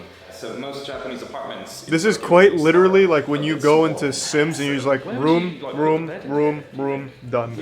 Without wanting to put any effort into it. I have a California king-size bed right in the middle. I go all feng shui. In the middle. In the middle. Right. Nothing touching the walls because there are no walls. And also, you don't need to have any kind of like wardrobes or anything because if you come over here, you'll see the entire wall here is your closet. And you gotta remember, in Japan, they don't usually keep, shoes in the closet door. This is just for clothing and, suitcases, and you can put your socks in here. Beautiful, right? Great for putting your socks in. So, I want to take you to the first part of the living room area, which would be the kitchen. Come on over here. Here we go. Like amazing here. It is. It's amazing. There you go. He's very good at this. I try. This looks nice. The living room and dining room. Yeah. This is it. What is this? That last one was about 40 meters square. That was just over 40 meters squared. This is 83 square meters large. So, again, you said that's about... Use the freedom size of your units. apartment. You could fit 2 of your apartments in here. What would you put in here? Well, you could put an airplane in here. You basically... Small airplane, but airplane nonetheless. Well, I mean, if you want to do it by vehicles, you could actually fit 4 cars. Thanks to the resub Nova. So that's one thing. That's our new unit of measurement. How many cars can you fit in the room? In your living room. In your living room, I remember. Yeah, no, so I mean, really, the biggest thing you have to wonder is how big of a TV do you get? How many sofas do you want? You know, it's that kind of stuff. How big of a dining room table do you want? No, I haven't missed much. But this is the perfect place to have, you know, any kind of reception or any kind of, you know, large parties. Also, if you don't want the kitchen in view, you can just... Oh, you can just fucking hide it. Right out of view, just like that. I don't have a kitchen. What are you talking about? Yeah, but I would have my... It's a little secret. You've just hidden the kitchen. Yeah. Don't make that look like it's not spectacular. That is ridiculous. You've hidden the kitchen with a door. Yeah, I'll show it to you again. There it is. Yeah. Oh, wait a minute. Surprise. Not many apartments can do this. Thanks, Resub With Aspen. the marble countertops, by the way. How much did you say this apartment was? Just over 2 million yen. Let's see. I would have a TV over here. I would have a big, maybe, I don't know, 100-inch or something like that. Bam, right there. Why not, right? You know, big L-shaped couch or something like that. That's what I would do here. I don't know. What would you do? I would just roll around on the floor all day and laugh about how brilliant I was if I lived somewhere like this.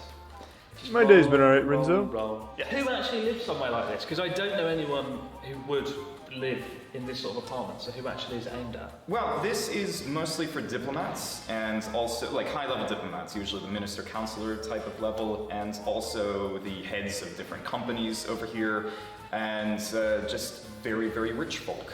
So it's paid for by typically companies. Thanks for 2 gift subs, embassies. Swift. They're the kind of people that pay for it. Generally speaking, yes. Expenses. Yeah.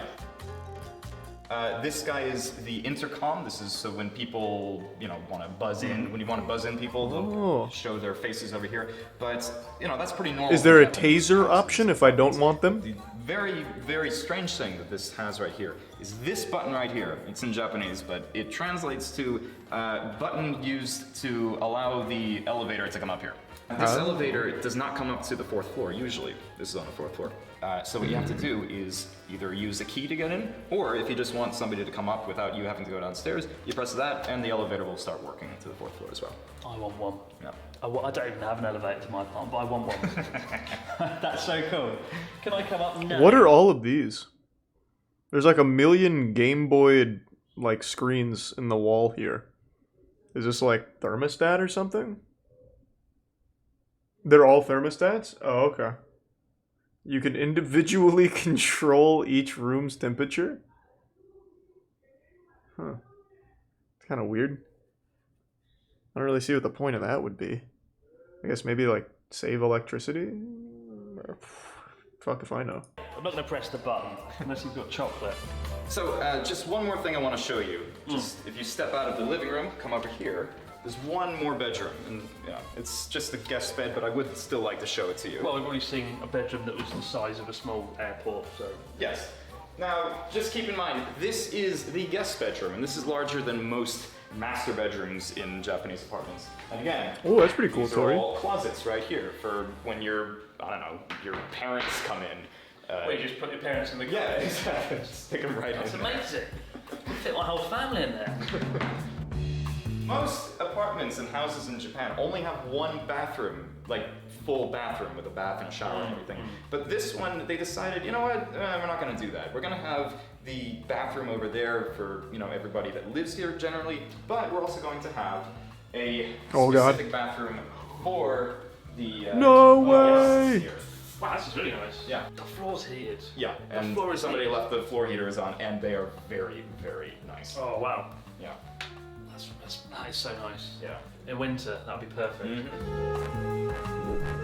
So now we're in the mini 20K That's on the for fourth heated floor. floors. But, Now we're talking. Chris likes to call it the dog garden, by the way. Dog garden, the Yeah. secret garden. It's not so secret because every single room can see it. Exactly, Chris's secret garden, right? It's a secret garden. Yes. Now, the reason it's called the dog garden is because of this guy right here, which is a shower specifically made to wash your dog's feet. If I lived here, which is never going to happen, I'd probably just sit like out here. Maybe I'd have like a table. So I'm a here. little confused. Wait, what? Sit, drink my coffee. So that little shower nozzle there is to clean your dog's feet off after a walk? Then why would you put it at the very other end of the house? You had to come in through this way? So your dog with poopy, dirty feet would have to walk through your entire house to get here to clean them. Or unless it's just clean them off like from here. Play with the dog that I don't have. Wash my dog's feet. Yeah. That'd be glorious. Now, this is, again, the mini garden, and when I said that there's a big garden, this is not the big garden. We're gonna go see that in a second. There's another way in? No, there's not. So now we're on the top They floor, came in through the and only we're entrance, I ready to go thought. out to the garden. You ready for this? I'm ready. Ready for this? to go. Let's do this. There we go. Right out here is the garden that I was talking about, and this is just the entrance to the garden. Let's take a look over here. Good God. Yeah. Follow me. So now we're just kind of in the hallway area of the garden. Now if you come on over here, you can see the main part of the garden itself. This is like your own private English garden, if anything. You can kind of walk around here, you know, just through and get lost on your rooftop. How many places have you been to where you can get lost on your rooftop?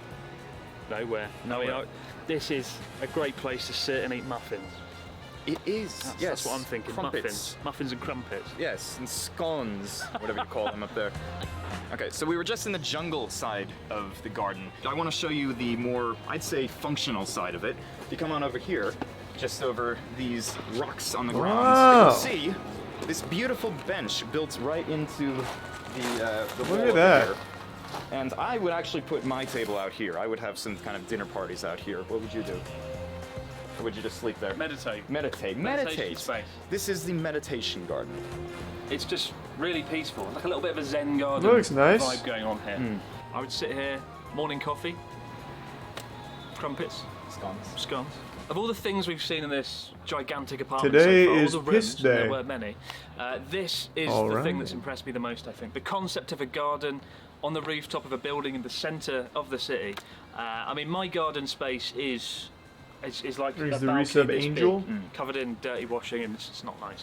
This is like an oasis in the heart of the city. Yes. And I am quite envious. I mean, seeing a big apartment's one thing, but seeing a garden like this, it's just, I'm Thanks, quite jealous. Tulpa. Do you feel jealous when you come to these Wogglebug, apartments and you're showing people Wogglebug. around? Well, of course I am jealous of the people that are able to live in these kind of places. I mean, this garden is probably the size of my entire apartment. Yeah, Is but there no, some I hope pink one stuff? day that I can get to the level that I can have a garden like this. That's how I feel. You keep selling apartments like this? Yeah. You could do it, One Alex. day, I one believe day. in you. This Just area sub here is the size of Kamikaze. my entire apartment. And just the fact that they have an outdoor space is just crazy to me. I've lived in Japan for 15 years. I've never had a garden. I've only had a little balcony that was maybe half the size of this bench. You gotta upgrade then, So, Charla. Yeah, this is pretty amazing. I honestly didn't even know that houses of this size existed Well, it's an apartment. in central Tokyo. I am curious what Explore houses look like over there now. Kitchen! 80 square meters! There's a What? tier 2 gift I've sub, never Hobo. had an apartment that big. While this postmodern castle already clocks in at $20,000 a month, just merely deciding to move in will set you back a further $130,000 in fees up front. There's the first 2 months' rent, the security deposit, the insurance, the lock changing fee, the guarantor company fee, and finally the agency commission. And if Holy you pay all that, shit. congratulations, the place is all yours. And if you're not bankrupt by this point, don't worry, the neighbourhood car park will finish off what's left. Yeah, so we just left. We've only been here Thanks for to the Prime Fedora. I don't know, maybe an hour or two or something, and it came out to 1,800 yen for that. About $20. Yeah. Jesus Don't you Christ! love Harajuku? What? Thank you for showing us around today, Alex. What a It was lot of fucking fun. One of the most scam. difficult things foreigners face when coming to Japan is getting an apartment. Certainly when I moved to Sendai, when they found out I was a foreigner, they were like, you can't stay Thanks, here. Teresa. you can't." Banished And in the that kinda Prime shut me down. E-dub. Have you found that to be a problem in Tokyo as well? Yes, it is absolutely a problem over here, and I have to ask every time, are foreigners allowed to stay here? And yeah, that takes up probably half of my time when I'm searching for places, calling them up and asking if they're foreigner friendly. And even still, if they are foreigner friendly, a lot of the times they will change the conditions that you have to meet. They'll change the amount of money that you have to pay in order to move in. Why is it more difficult for foreigners to get an apartment in Japan, from your experience? They think of foreigners as a flight risk. So they can just take off without paying, basically. Yeah, that, and also sometimes they've had bad experiences with foreigners in the past, and sometimes it's just kind of like they don't trust foreigners. You have to look for both sides of the coin to some extent. Why? Yeah, absolutely. If you're a landlord and you've got 10 applicants, one of them's foreign, maybe you are going to skew towards Japanese tenants, right? Yeah. Less risk.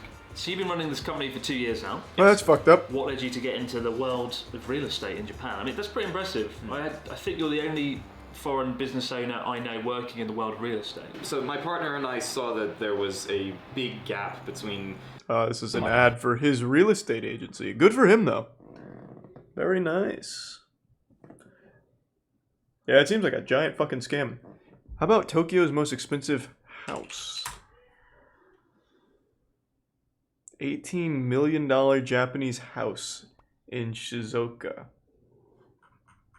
Thanks to Resub Turtles and the Bits Vermin.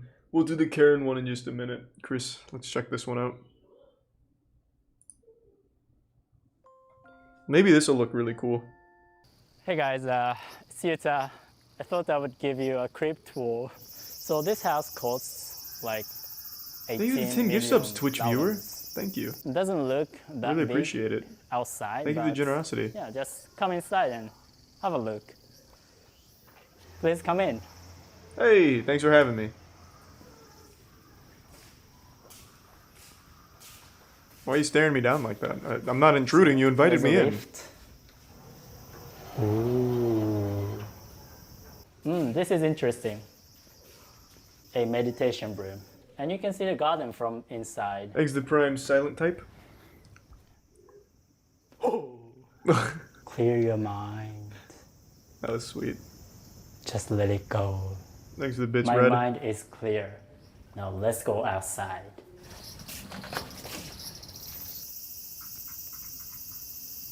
It's nice to chill outside from time to time. Yeah, I said I'm gonna do that in just a second, Chris. Don't fall. It seems like the perfect house for those scary movies, like the thrillers. It's fine.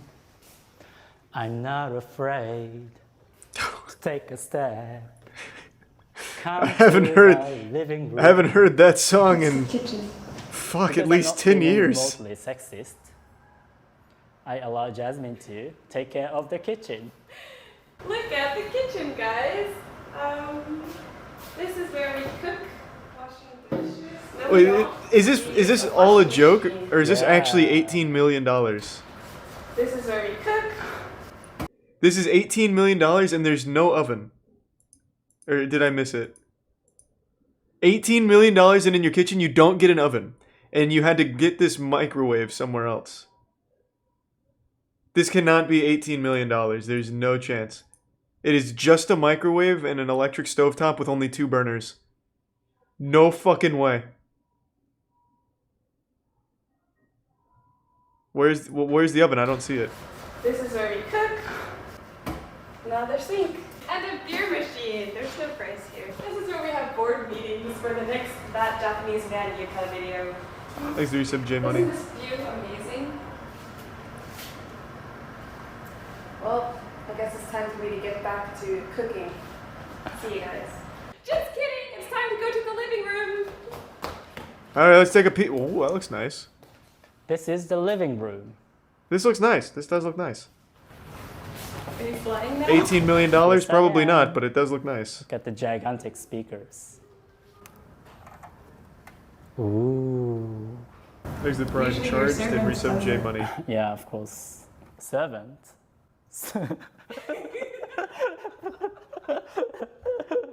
See, that's how quick I realized what I was about to say is very, very inappropriate. Oh, this Is is it a your one dining sleep? room, and this is a living room. Look at the gigantic TV. But we also have a private theater. Come to my balcony and appreciate the fantastic view. Let's see if you know how to open it.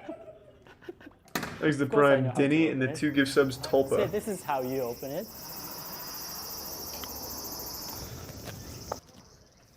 I think that's Mount Fuji, but you can't really see. I think that's supposed to be Mount Fuji, but there are too many Looks clouds. nice. Hello, my friends. This is the story of Alibaba and 40 Thieves. Appreciate the garden here. I'm gonna speed through the Look at my tour. It's kind of garden. long. Let me just call this. This is my bedroom, guys.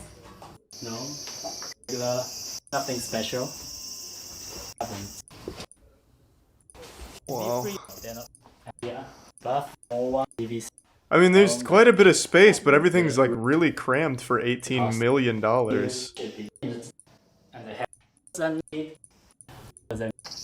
of course, So bedrooms. Oh, this is nice. Okay, Only this a is nice. modest size, I would say. And I have a remote.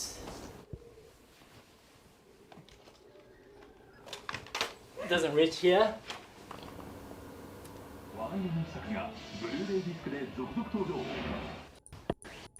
That's another. We have He has his own karaoke sofa, room. Hold on, now we're getting nice somewhere. bar, and even a beer machine.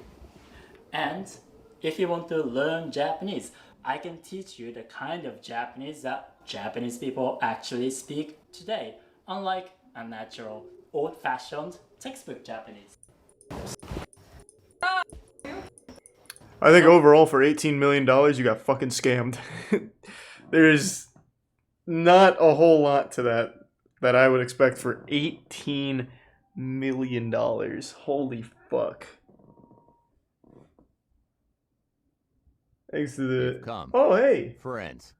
Thanks to The the big door raid, of Atriarch. fate shall open. Thank you, man. Welcome, everyone. I've been waiting for you, friends. Thank you. You just missed a scam. I don't know what else to call it. It wasn't really a house tour. I just kind of felt bad that he spent that kind of money on it. We just kind of saw one Tori in the last video. He took us through, like, quickly through one. Alright, so Karen threatens to kill dog over Wi-Fi password.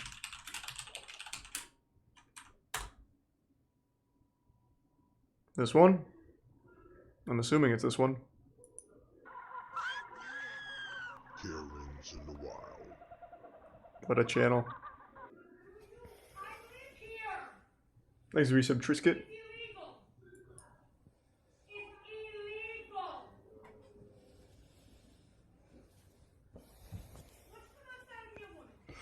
It's kind of quiet. Open the door so I can hear better.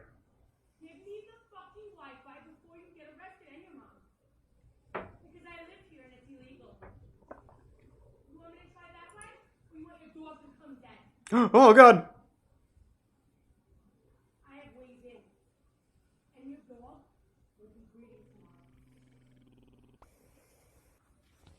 Call her bluff. She can't get in without the Wi-Fi password. She'll never pass the retina scanners. I need the Wi-Fi.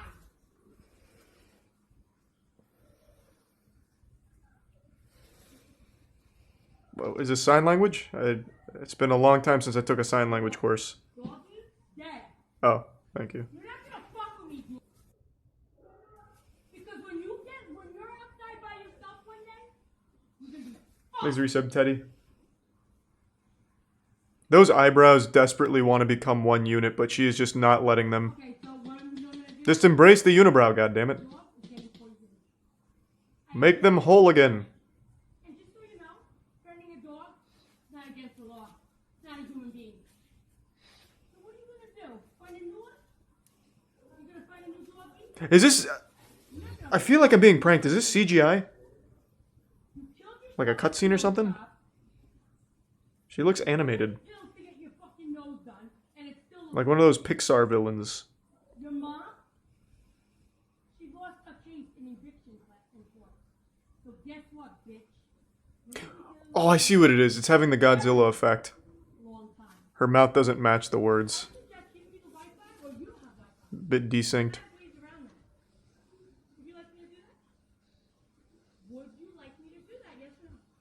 Yes.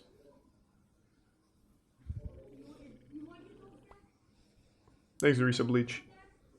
I want you to go away.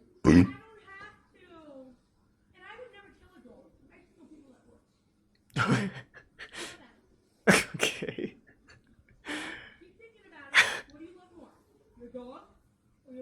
Wi-Fi. Take the dog. Pussy. Wow, you had to think about that? You harpy. I would have said my dog. Jesus Christ. Are you gonna make it? Your mom got you, honey. Thanks, Risa Boner Twitch. I apologize. It's not your fault your mom's a bitch and talking this way. It's not your fault. My mom was the same way to me. Hence why I'm a cunt now. Oh, okay. Well, I mean, at least there's a little level of self-awareness. Talk shit or have a nasty attitude. This is like a therapy session. I don't care about your mom. I'm not allowing it. This is what's gonna happen. You're gonna get off your pedestal.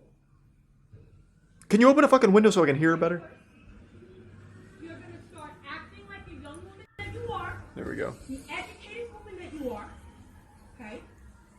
Because in reality, if I wanted to ever put my hands on you, I would have already. I like you. But you're being a little bitch. What do you expect for me to fucking do? True. If you want to have like a little bitch, It is your fault, after all. chaos in my life, Give her the Wi-Fi password, damn it. guess what it is? You know you're getting charged with a felony for falsely reporting all those PTS cases, right? For what? False. What was that?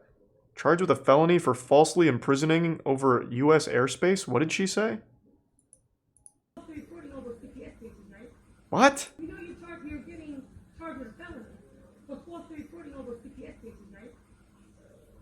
What is that, like a curse or something? Was that even English? By law in New Was that a York spell? State, you do your research. By law in New York State, if you do 5 false claims, Oh, CPS case. Thank you. which is up to 3 years in jail, are you ready for that? I swear my kid should die. And I will not stop until I press charges. See, my children are hiding because I can't let people like you and your mother know. So this is your last chance. I live here. You forgot that I live here? Mm-hmm. Hey now. Who's there? Oh, just you again. You pranked me. You have a bitch sister-in-law? But when you killed yourself, I was asking you, right, you little cunt? She killed herself? What? Right, you little ungrateful little bitch? Damn, this is taking all kinds of twists. What is it? She's speared I or something? told you that they have to call ops on I them. have psychology class. Unlike you, I go to school every fucking day. What? Okay. You get involved with my schooling, and then I'm gonna treat you like a woman. Because right now you're still a little book. You are slightly innocent, but you got too much of a fucking attitude. Oh. I feel like there could have been more to that. Why did she stop recording? I finally was able to hear some of what she was saying. It has been 8 months. Surely she's made a statement, a press release? Thanks to the resub Lester Green, the Tier 1 Blazic Alien. I think in cases like these, like if a video goes viral like this, they should just arrest this woman just to talk to her. Just charge her with like a public nuisance or something, just so that we could have her like on record, documented. Kind of like a rare animal. You know, like tag their ears, so that way you know when you've seen them before. Thanks to Prime P Buzzman. Full video? This is not the full video, this is just him reacting to it. We've seen this channel before. It's the reason why it's so much longer is because he talks and pauses it. It's the same thing though. Thanks to the Prime Dildo.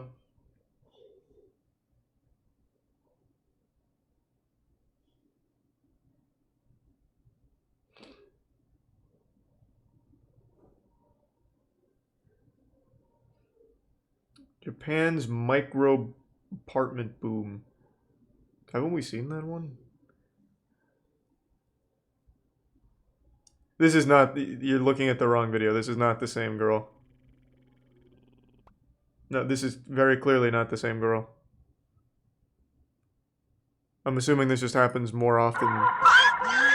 That was so fucking loud. Karens in the wild. Training their kids to be prostitutes, you know? Oh, I've actually seen this You know, one. like, This one's just sad. have some tits and have some fucking, you know, pot and just hang around, you know? Yeah, you can't argue with that. It sounds like a good time. That one's sad. That one's not very enjoyable.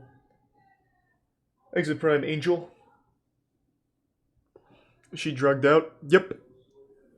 And she was like walking her dog or something like that. I don't really remember. I think she like, oh yeah, she threw her dog.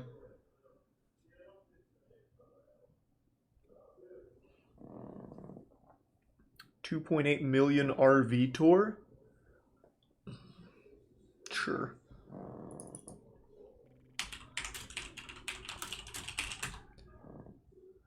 Thanks to resub Royce. This one? Tiny home tours? Okay. Welcome to Marathon Coach. I'm Mal Williams with the sales department here in Coburg, Oregon. This is Marathon Coach number 1261. We're going to go inside and take a look. 1261 is an X3 double slide. So let's go take a Double look. slide. Double slide. All right. I'm interested, Ryan Seacrest. Let's go. Wait just a minute. You don't see double slides like this out there anymore. You step on up in here, what you're going to see right away is that Can it drift? from Oh, the I'm sure it cockpit, can. We're already in the living quarters. Now, Marathon Coach 1261 is known as the Crocodile Coach because it is a crocodile-themed coach. Oh. Not necessarily intentionally. Oh. A lot of the decor Jesus. and a lot of the accents are kind of in a crocodile Why? pattern. Here we are in the salon of 1261. You've got a sleeper sofa right here on this side. Let me show you what it does. So it articulates, for the lack of a better term, right down to a really good sized sofa. What you do is you put a little wedge pillow in the middle there so you're not feeling that seam down the middle. It's got storage on the back side. Check this out. This is really nice. You got these little pockets on both sides, and then it goes right back up. And if you see, you've got storage underneath also. Right back into a sofa. And Very then on this nice. side, you've got the recliner. So the recliner is one of the most comfortable chairs My grandparents used to have an RV. I used to love that shit. RVs are cool. RVs are just fucking Behind cool. it, you've got additional storage. You also have a magazine rack. But in a marathon coach, you want utilization of space, and that's something I'll be telling you about throughout this tour of Coach 1261. Utilization of space means every little area. I will say though, for $2.8 million, I would expect a lot more from this so far. And so here's a little That's a pocket fucking lot of storage money. area, perfect for an iPad, perfect for a laptop. Actually, it goes pretty deep, so you could fit, you know, a couple of larger items in there if need. Thanks to resub Fart As you Sniffer. get a good shot here, going back to the back of the coach. The floors are heated, really nice and comfortable when you step out onto a heated tile floor. When it's cold outside or cold in the coach and the floor is heated, it's really a nice effect.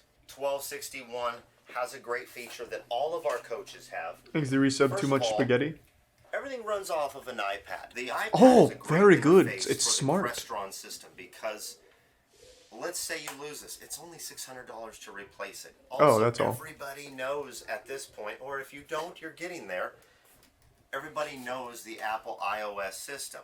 We all have our phones. You can also have this Marathon Crestron system set up on your iPhone. So from away from the coach, you can check on it and make changes. Let's take a look right now at one thing that our engineers Very have good, done AJ. over the years that Don't know what to tell ya. set the entertainment level. With the push of one button, we go into theater mode.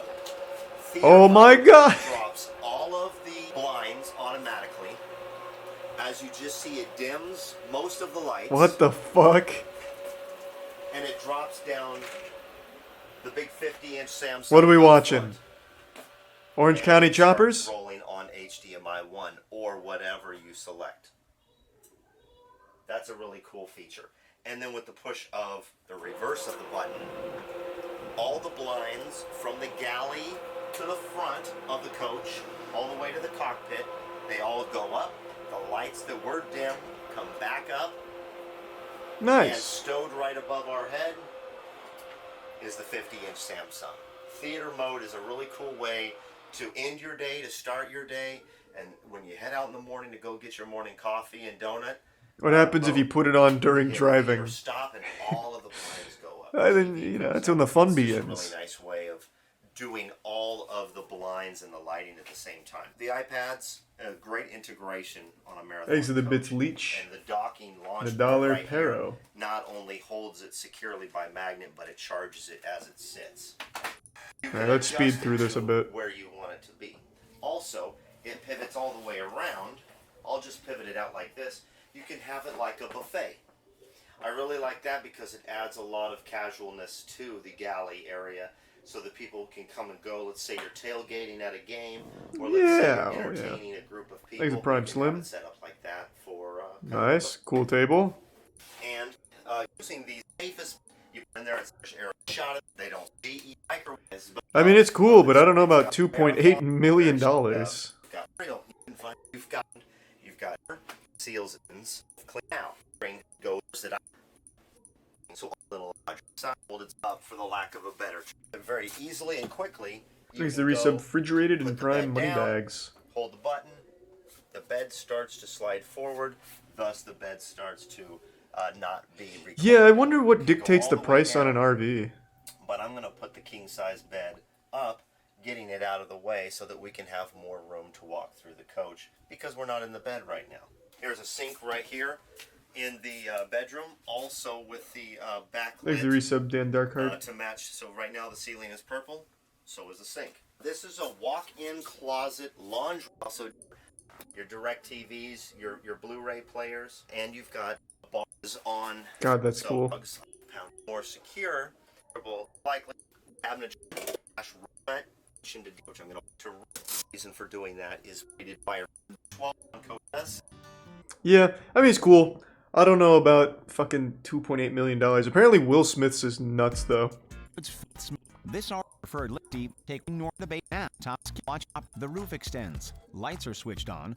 Then the makeup mirror. All this technology adds levels of comfort and luxury matched by very few other models in the industry. But as we all know, luxury always comes with a cost. All up, the manufacturers installed between $100,000 and $125,000 worth of whiz-bang How much gas would that cost? None more impressive than the collection of 14 TV screens. At least more than 5. Pretty impressive, eh? Let's take a closer look at some of the most noteworthy elements of each room. First off, this is where the magic happens. And by magic, we mean cooking. The RV's kitchen is larger than those of most regular studio apartments, featuring stylish granite countertops, a full-sized double-door fridge, a microwave, a stainless steel dishwasher, and a large sink. All Holy up, including shit. the fittings, the kitchen alone is worth between $100,000 and $200,000. It evokes feelings of grandeur, one which continues as we move into the bathroom. The focal point of the full-width lavatory is without a doubt the steam shower, which typically costs upwards of $2,000 for standard versions. The designers faced a unique predicament when envisioning the bathroom. On the one hand, privacy is essential, obviously. But by building a closed-off bathroom, the floor space would appear smaller and much more cramped. So what did they do? They made the RV bigger. This glass door transitions from opaque to clear with just a flick of a switch. Clearly the designers had a thing for unique doors, because to enter the downstairs lounge area, the Star Trek sliders await. Listen closely. These mirror-coated divider doors make a distinct space-age swoosh sound when they open and close. Over here, you'll find an illuminated makeup mirror, the one with the sneakily hidden TV, a wardrobe area, and more than enough space to kick back and chill out. The upstairs lounge, on the other hand, which is used primarily for business, features automated blackout shades, giving this A-lister and his family plenty of privacy from the relentless paparazzi. Now this is worth $2.8 million. Feature, of course, is the screening room. This space, remarkably, is capable of housing 30 people at once. Who's bringing the popcorn?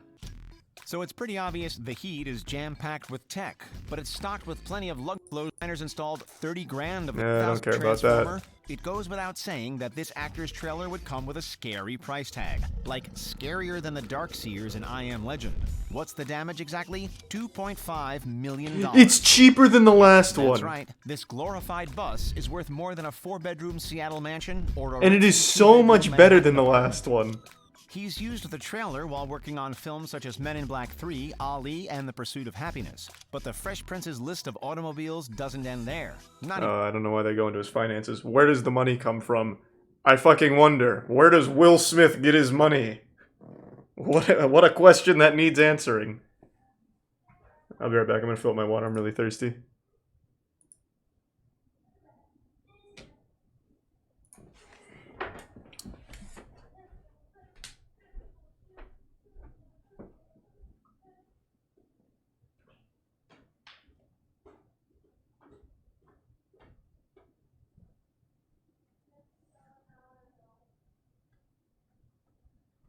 It's a really good show.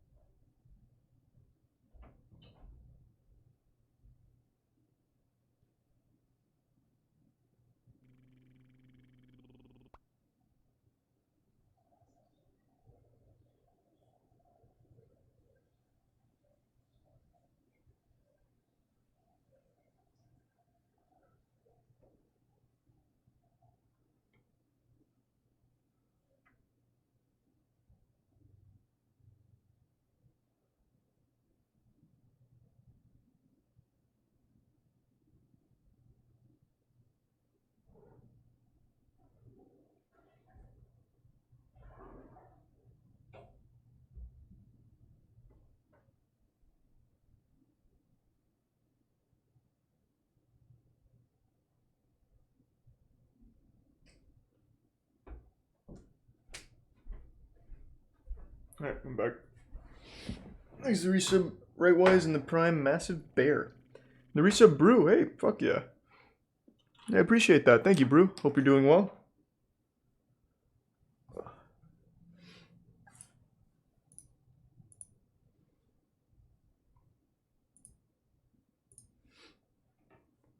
Super Magic Green Mystic Dragon? Well, that sounds horrible. I'm just gonna outright say no.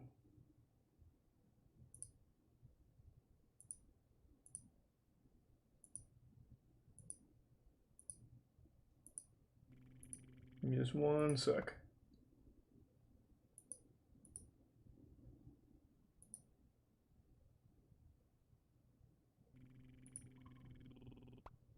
Thanks to the Prime Bagel.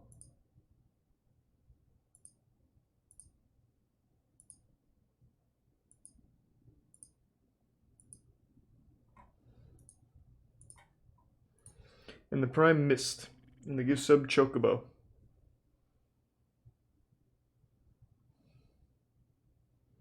I don't really want to watch the Floating Villa. There's the resub Buzz Killionaire.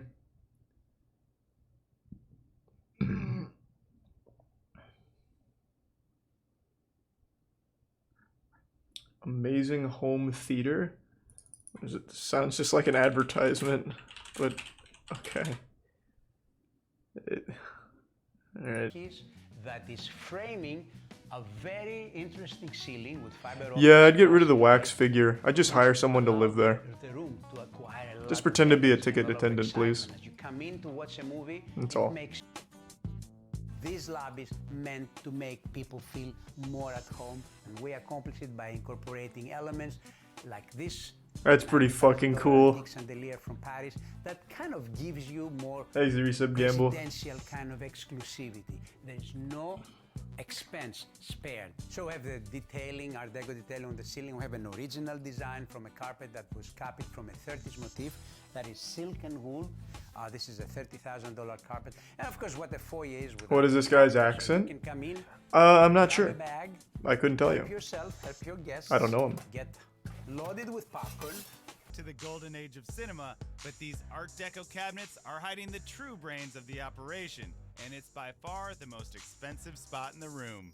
And of course, what's the theater with good design without a fantastic sound, audio, video system, which we have here.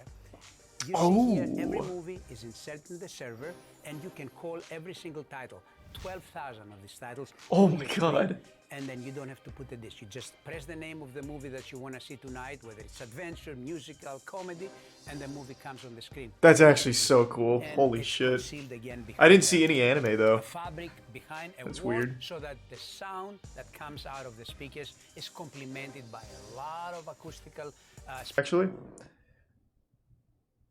I turned my boring shed into an epic Dolby Atmos home theater. I mean, what else are you gonna do with it? This guy looks like Matthew Lillard.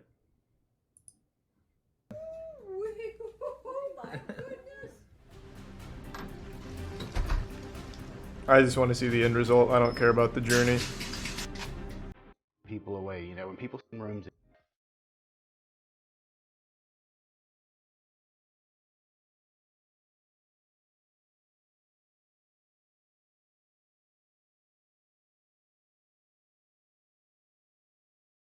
Pretty fucking cool.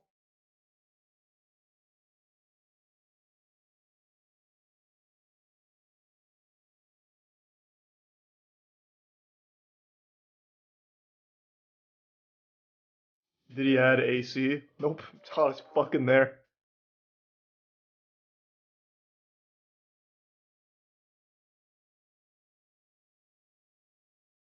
Have to do it manually? Ew.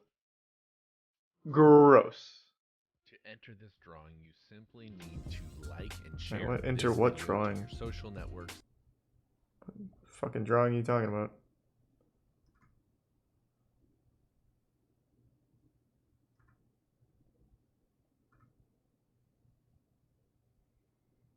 Man, how many YouTubers make home theaters?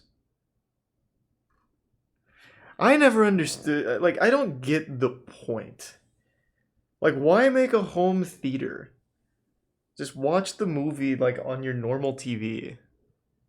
If you had a home theater that would also get new releases that are only in theaters, that would be cool. I mean, it is still cool. Like, I definitely think it's cool, like, as a luxury thing, but I don't really see, like, the grand scope of it. Like, if you were able to get same-day release, like, you know, if I was able to watch Fast 9 for my home theater right now, that'd be great. Then it'd be like, okay, it's kind of worth it. But otherwise, like, just go to the movie.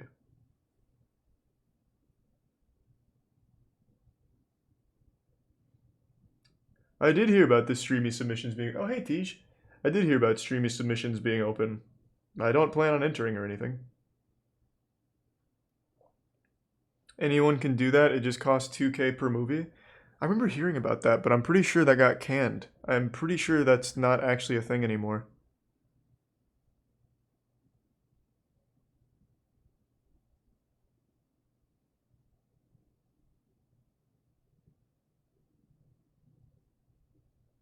Are you caught up on One Piece? Almost. I'm on episode 23 now. And I can tell you, it's getting no better. It's the same. Yeah. Same opinion so far.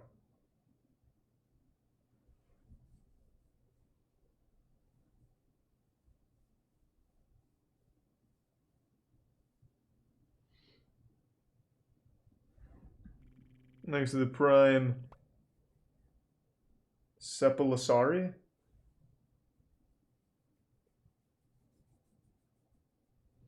Newest slap fight. We've already seen it. There's no new one out yet. There's not another new one out yet.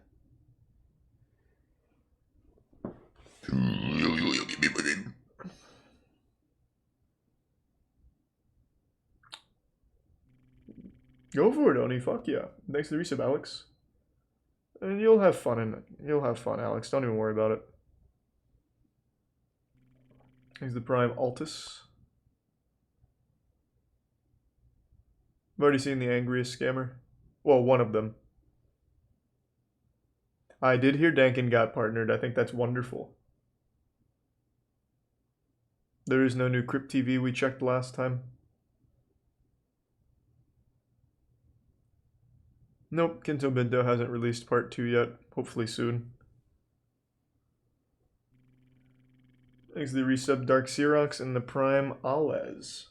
Oh yeah, there's new court cam.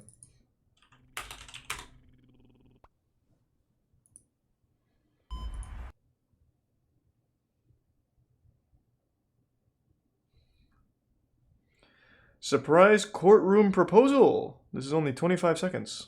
The prosecutor's 28-year-old Brandon Dinetz. He's asked his girlfriend, Jennifer Letman, to watch his opening statement since she too is an attorney. Jennifer quickly realizes something's amiss. Oh my god! Let's go! What a horrible spot to propose. Woohoo! Alright, now let's throw an innocent man in jail, huh? Man claims pipe smashed windshield to cover up wife's murder. I don't know if I can watch this one.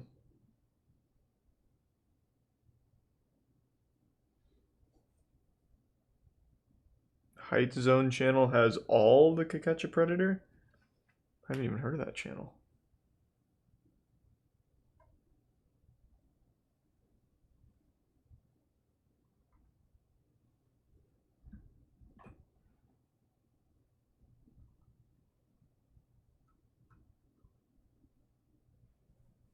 Pregnant woman attacked boyfriend for eating her Oreos. I mean, that's justifiable, right? Was she found not guilty? All right, Missy, Jennifer Kangemi. Now to Fort Lauderdale, Florida, where Judge John Hurley Florida, let's go. bond hearings with inmates in Broward County. Ms. Kangemi, you're charged with an aggravated battery. Finds probable cause. Do we have any priors on Ms. Kangemi? Oh, Your Honor. Judge Hurley's then informed that the defendant is 17 weeks pregnant, a crucial fact for understanding the crime. So, unusual set of circumstances, 4 o'clock in the morning, and defendant allegedly threw a cell phone and hit the victim, Mr. Edwards, in the head. The defendant is 17 weeks pregnant, and she stated that she was craving Oreo cookies and became upset when she discovered that Mr. Edwards had eaten her Oreo cookies. Makes sense to me. Sounds like an advertisement for Oreos. So good you'll commit domestic assault. Notice as Judge Hurley reads from the case file.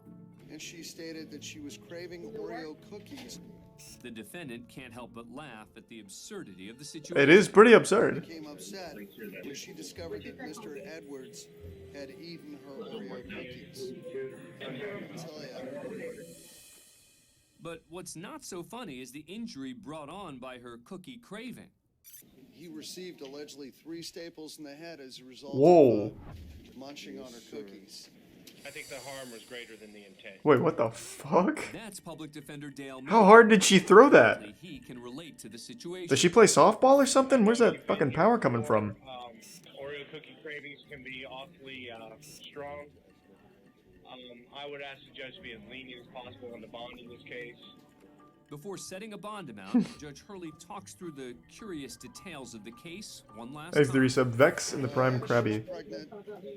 She's in jail. She's got no criminal record.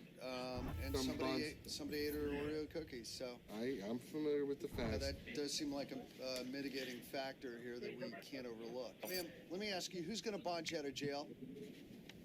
Nobody? I don't Kellogg's? have the money at my house. Whoever manufactures Oreos? Okay, I'm gonna do this, ma'am. I'm gonna release you on your own recognizance, all right? I'm gonna allow you to have telephone contact with him, all right? You have to stay 500 feet from him at all times. Do you understand that, ma'am? Yes. Good luck. Thank you. All right, ma'am. Good luck, ma'am. Ma'am. And before she leaves, Oh, no. Judge Hurley shares one final thought. Ma'am, can I give you some advice? Hide your Oreo cookies next time. This was sweet. Don't let anyone get near them. All right, ma'am. The charges against Jennifer Kangemi would later be dropped. Yeah, I think that's just very unlucky. Court cam. It sounds like she didn't mean to give the man 3 staples in his head. Just seems like some of those pregnancy hormones. Apparently being pregnant turns you into a fucking demon. Said I missed one? Oh, infamous Judge Scary Mary tells woman to get her life together.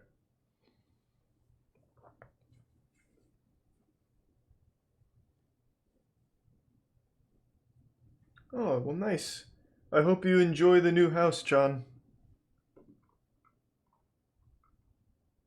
What would ever possess you to take someone to a crack house?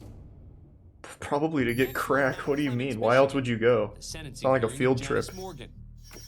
The 45-year-old previously pleaded guilty to possession of a controlled substance after police found cocaine in her car.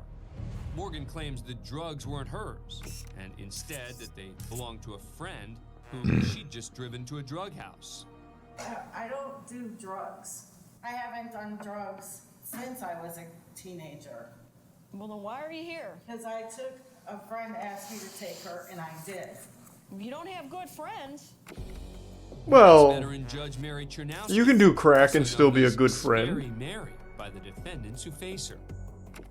As you can see, she is not one to mince words. Thanks to What give Seb would Swift. ever possess you to take someone to a crack house? Do you know how dangerous that is?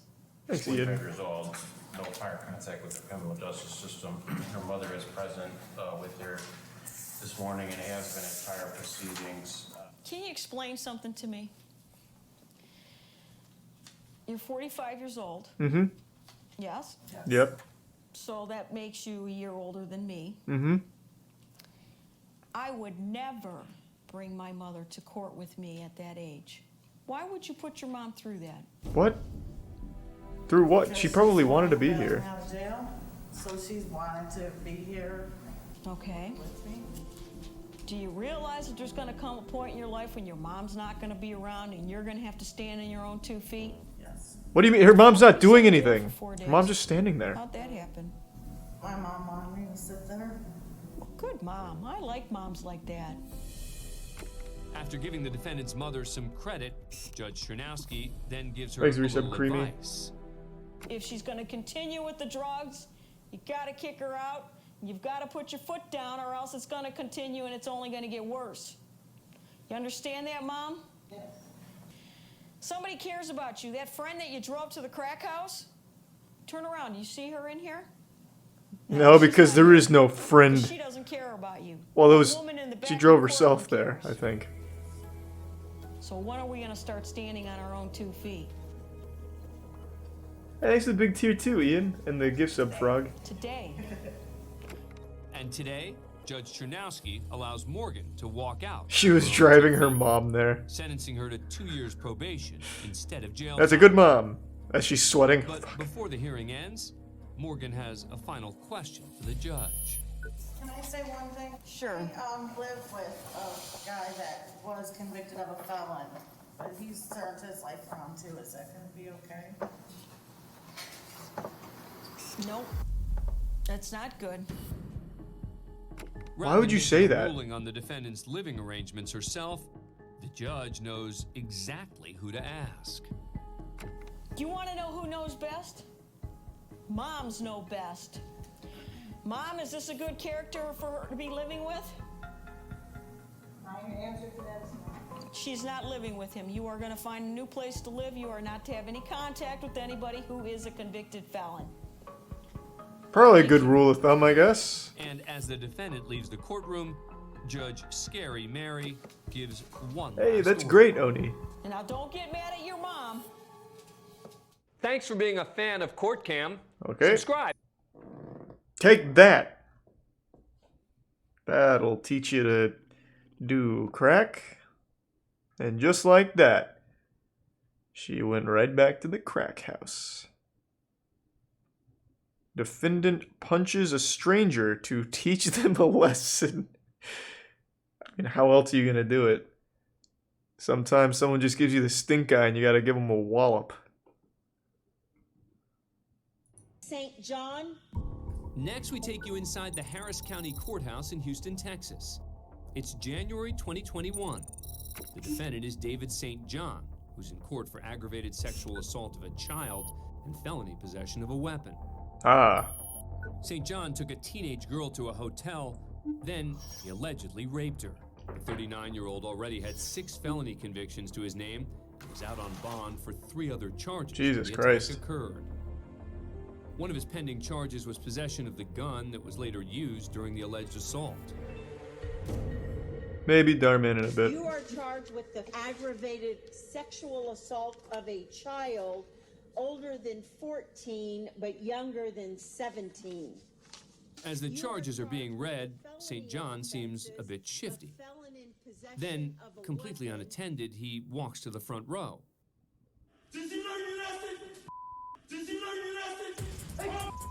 What? What the fuck is that? Well, did you? That'll teach ya. St. John repeats the question, did you learn your lesson, before cold-cocking the man. The victim takes off as an officer rushes over and tackles St. John.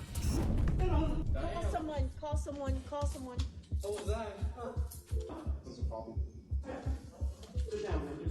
Oh my god. For 1 second, I didn't realize he had a mask on. So at this angle, I thought for sure he had the world's largest nose like that guy from Guilty Gear Strive. Like Gabriel. I was like, oh my fucking god, they got Pinocchio on the Force. Now I see. They need to change the fucking camera quality. This shit is garbage. St. John So continues frustrating. to offer advice. We don't have a panic button. It's unclear why St. John attacked the man, but as he's escorted out, he makes a final comment. Don't end up like me. The victim of the attack seems to walk away unscathed. What? Are you okay, Mr. Randall? Oh, no, I'm fine. I'm fine. And there were no additional charges brought Was this against like an St. episode John. of Scared Straight? He remained in jail while awaiting his trial. Don't end up like me. Thanks for being a fan of Court Thanks to Cam. resub. Subscribe to Liking. A&E to never miss a new video. Not sure yet, catch full Denver. We'll episodes. see.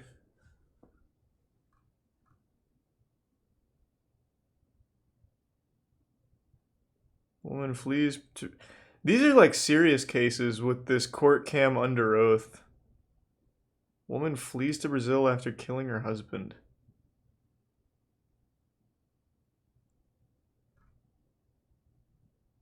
Those are not goofy ones, that's for sure. Oh, I think the Karen movie looks incredible. I think it's definitely going to be a blockbuster. It looks good. I'm excited. You bet your sweet ass I'm watching that on opening day. Thanks to the resub Zitha and the bits frenetic. Day's been fine, Renzo. What's the goofiest way to kill someone? I have no fucking... Why are you asking me? I have no idea. I mean, there's plenty of goofy ways to kill someone, I'm sure.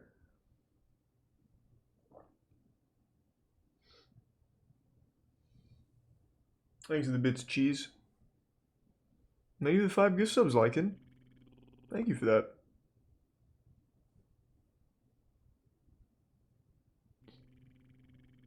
Appreciate the generosity.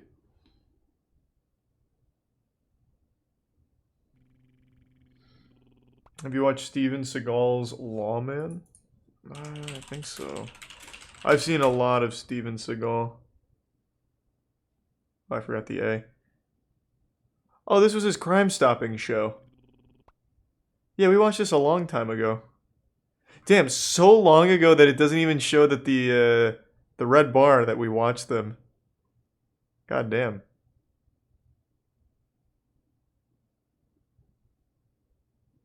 Hey, thank you for that. Hope you're doing well, Anna. It has been a while. Hope everything's going alright. Thanks for the resub, Gabe.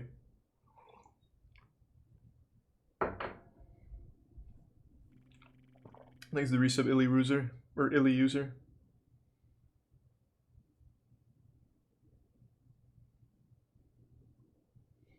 You gonna watch Stanley Superhuman? Yeah, we can check that. We can check out a new one. Fireproof humans put to the test. Bodies pushed to insane levels. I'm sure we've seen some of these, but I don't mind a little refresher. Nice. Another good episode. Thanks to the Prime Laxman. What the fuck is up with the camera angles? They're intentionally hiding shit. Yeah, I know, man. I do think there are some real ones on there, like the guy who pokes coconuts to death, but there are absolutely some genuinely fake scams that they just did for the sake of having some episodes. Thanks to the Prime Cameraven. That doesn't sound very good, Mark, but just for you, sure.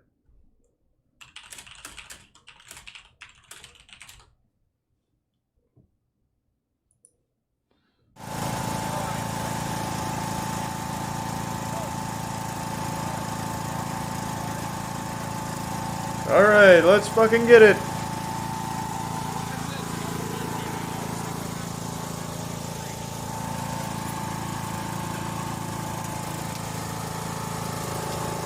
Oh, he's doing it! Come here, Roxy. Give it one more spirited try. Back wheel spin. It needs to be faster.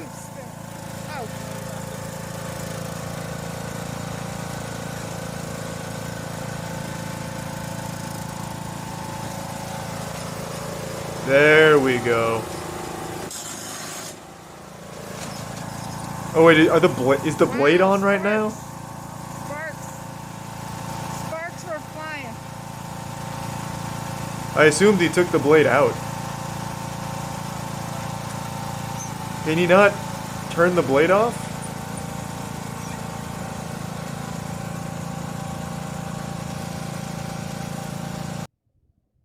Yeah, that's rough. When I was a younger man and I was mowing lawns for like my little business, I used to really want a riding lawnmower because I thought it would have made it far more efficient. So for a little while I was saving up money for a nice John Deere riding mower. Never did buy it though. Thanks for resub Vanstone.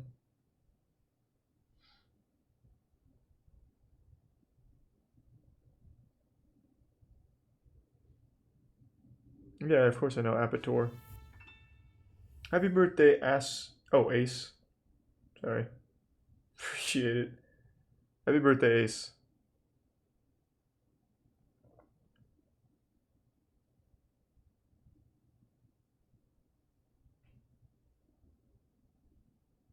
Have you watched all 8 Harry Potters? Yeah, it's mediocre.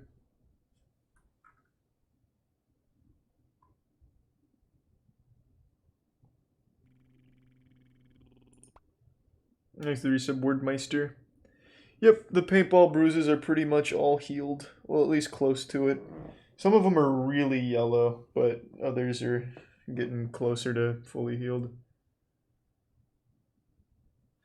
I don't think I'm going to do Darman tonight. I think we'll save that for next YouTube night. Oh yeah, Chainsaw Man.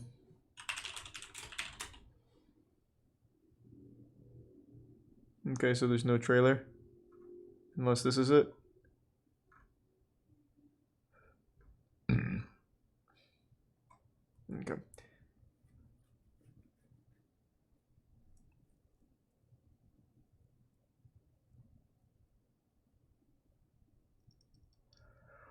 Oh, yeah, of course I've seen Lawnmower Racing. It's in 45 minutes. Yu-Gi-Oh episodes shortened to a minute. That guy's channel has blown up from that series. I still want to watch Yu-Gi-Oh with the chat. I didn't know that Yu-Gi-Oh's website had every episode up for free. So I don't know if I can watch it or not, but I still really like that idea.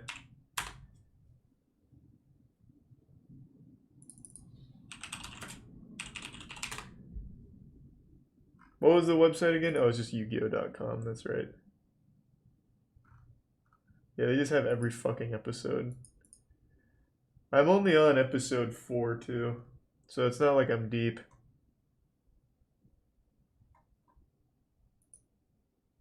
I'm also really excited to show off my collection once it's all done.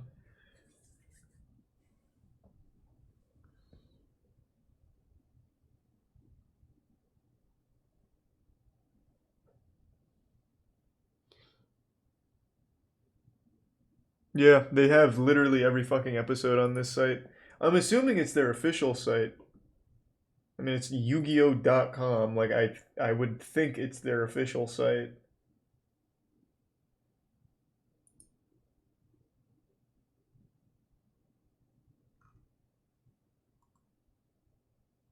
But then there's also a Yu-Gi-Oh.card.com, which has, like, more updates. So I just don't really know.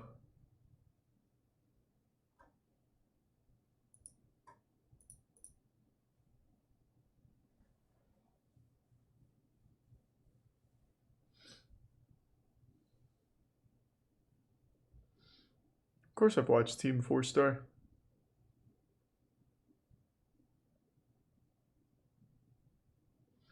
Chainsaw Man trailers being released during the Mappa stream on YouTube that starts in 45 minutes. That's super sweet. So there's like their own E3 for anime studios? That's pretty fucking cool.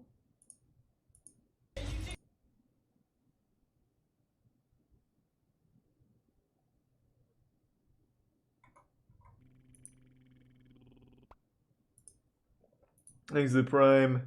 Dan. Hey, Nux. Doing alright, man. Hope you're doing well. Thank you.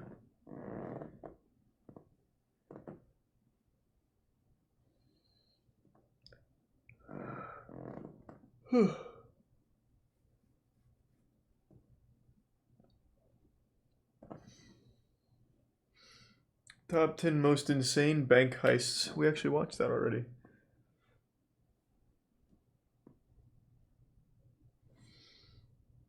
When you finish Yu-Gi-Oh! Watch the abridged series.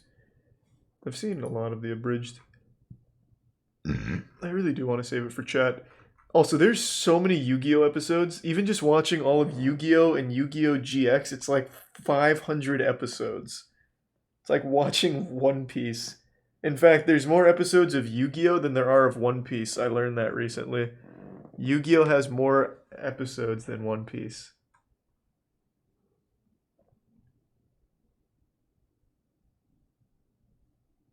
GX is good. Like, I didn't watch a ton of it when I was a kid, but going back and watching clips, like, Nux sent me a clip where, like, Kaiba sent cards into space because he wanted to teach aliens how to duel. Like, it's great.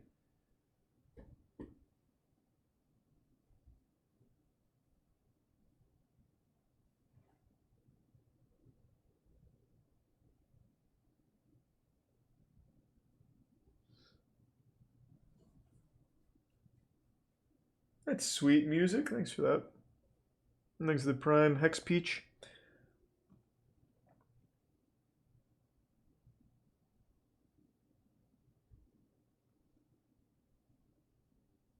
Yeah, like, I think people just don't remember how fucking crazy Yu-Gi-Oh! Was. Like, the show is absolute insanity. Like, in the goofiest, most enjoyably goofy way. I fucking love it.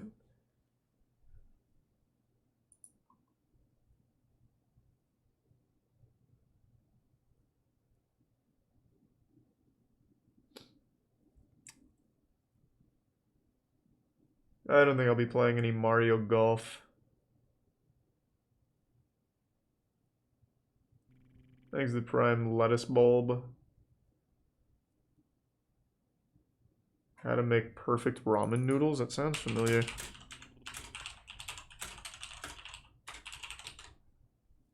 Thanks to the tier 1 Doom Sugar and the 5 gift subs Swifty.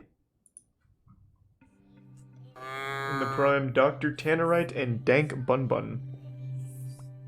What's up, guys? Today in Cooking with Epic Conspiracy, I'm going to show all of you how to make the perfect ramen noodles. I know, all of you are saying, come on, Epic, ramen noodles, a baby could make ramen noodles. Probably, Is he yes, saying ramen on but purpose? Can you make a perfect Or if he's ramen just a noodle? big Rayman I fan? have spent many years through testing and trials and tribulations to find out how to make ramen noodles perfect. Makes and me I'm get going sub to share it all insufferable. with you. So let's cook some ramen noodles. Alright, the first thing you need is a pan to boil your ramen noodles on. I just use Everyone a loves small ramen saucepan right here. noodles. The first step to perfect ramen noodles is you need to put the correct amount of water into the pan. Now, if you look on the back of the bag of the ramen noodles, it says boil 2 cups of water. No, I'm assuming this that's is not satire. the perfect way to do it. You want to get a measuring cup and you want to fill it up to 3.5 cups of water because that's the proper amount of water you need boiling in your pan to get the noodles to the perfect tenderness. So all you do is turn your water on, cold water, and put in. Yeah, I think it's 3.5 satire. He cups just of keeps water. saying ramen like as much as possible. Right there. And you just pour it right into your saucepan that you're going to boil your noodles in. Now the next step is we have to bring the water to a violent boil. So put your pan of water on your stove and turn the This heat does to seem like a high. good You tutorial. wanna bring it to a violent boil. Now while your pot of water is getting to boil, you need to do a couple things to the bag here. Now you can't just open it up and dump it in when the water, is up and boiling. Now this is very important. You need to take the bag, Kinda sucks. break it in 2 different ways. So there's 4 chunks. It's very important because the consistency of the noodles in the boiling, water. I'm just assuming this is all a joke. Much better if you do. Yeah. Pretty good though. Thanks to resub Jason and gift sub Paradise. Why did he break the ramen? Like I said, I'm pretty sure that whole thing's just supposed to be a joke. I'm getting fucking tired though. I actually think I'm gonna call it a night. Alright everyone, thanks for tuning in. To everyone who donated, big thank you. New subs, welcome aboard. Sub means a lot. Thank you for subbing. Hope you enjoy the emotes. And I will see you tomorrow. Thank you for the generosity. I'm gonna toss you to Dankin tonight. He just got partnered. So thanks again everyone. Take it easy. See ya.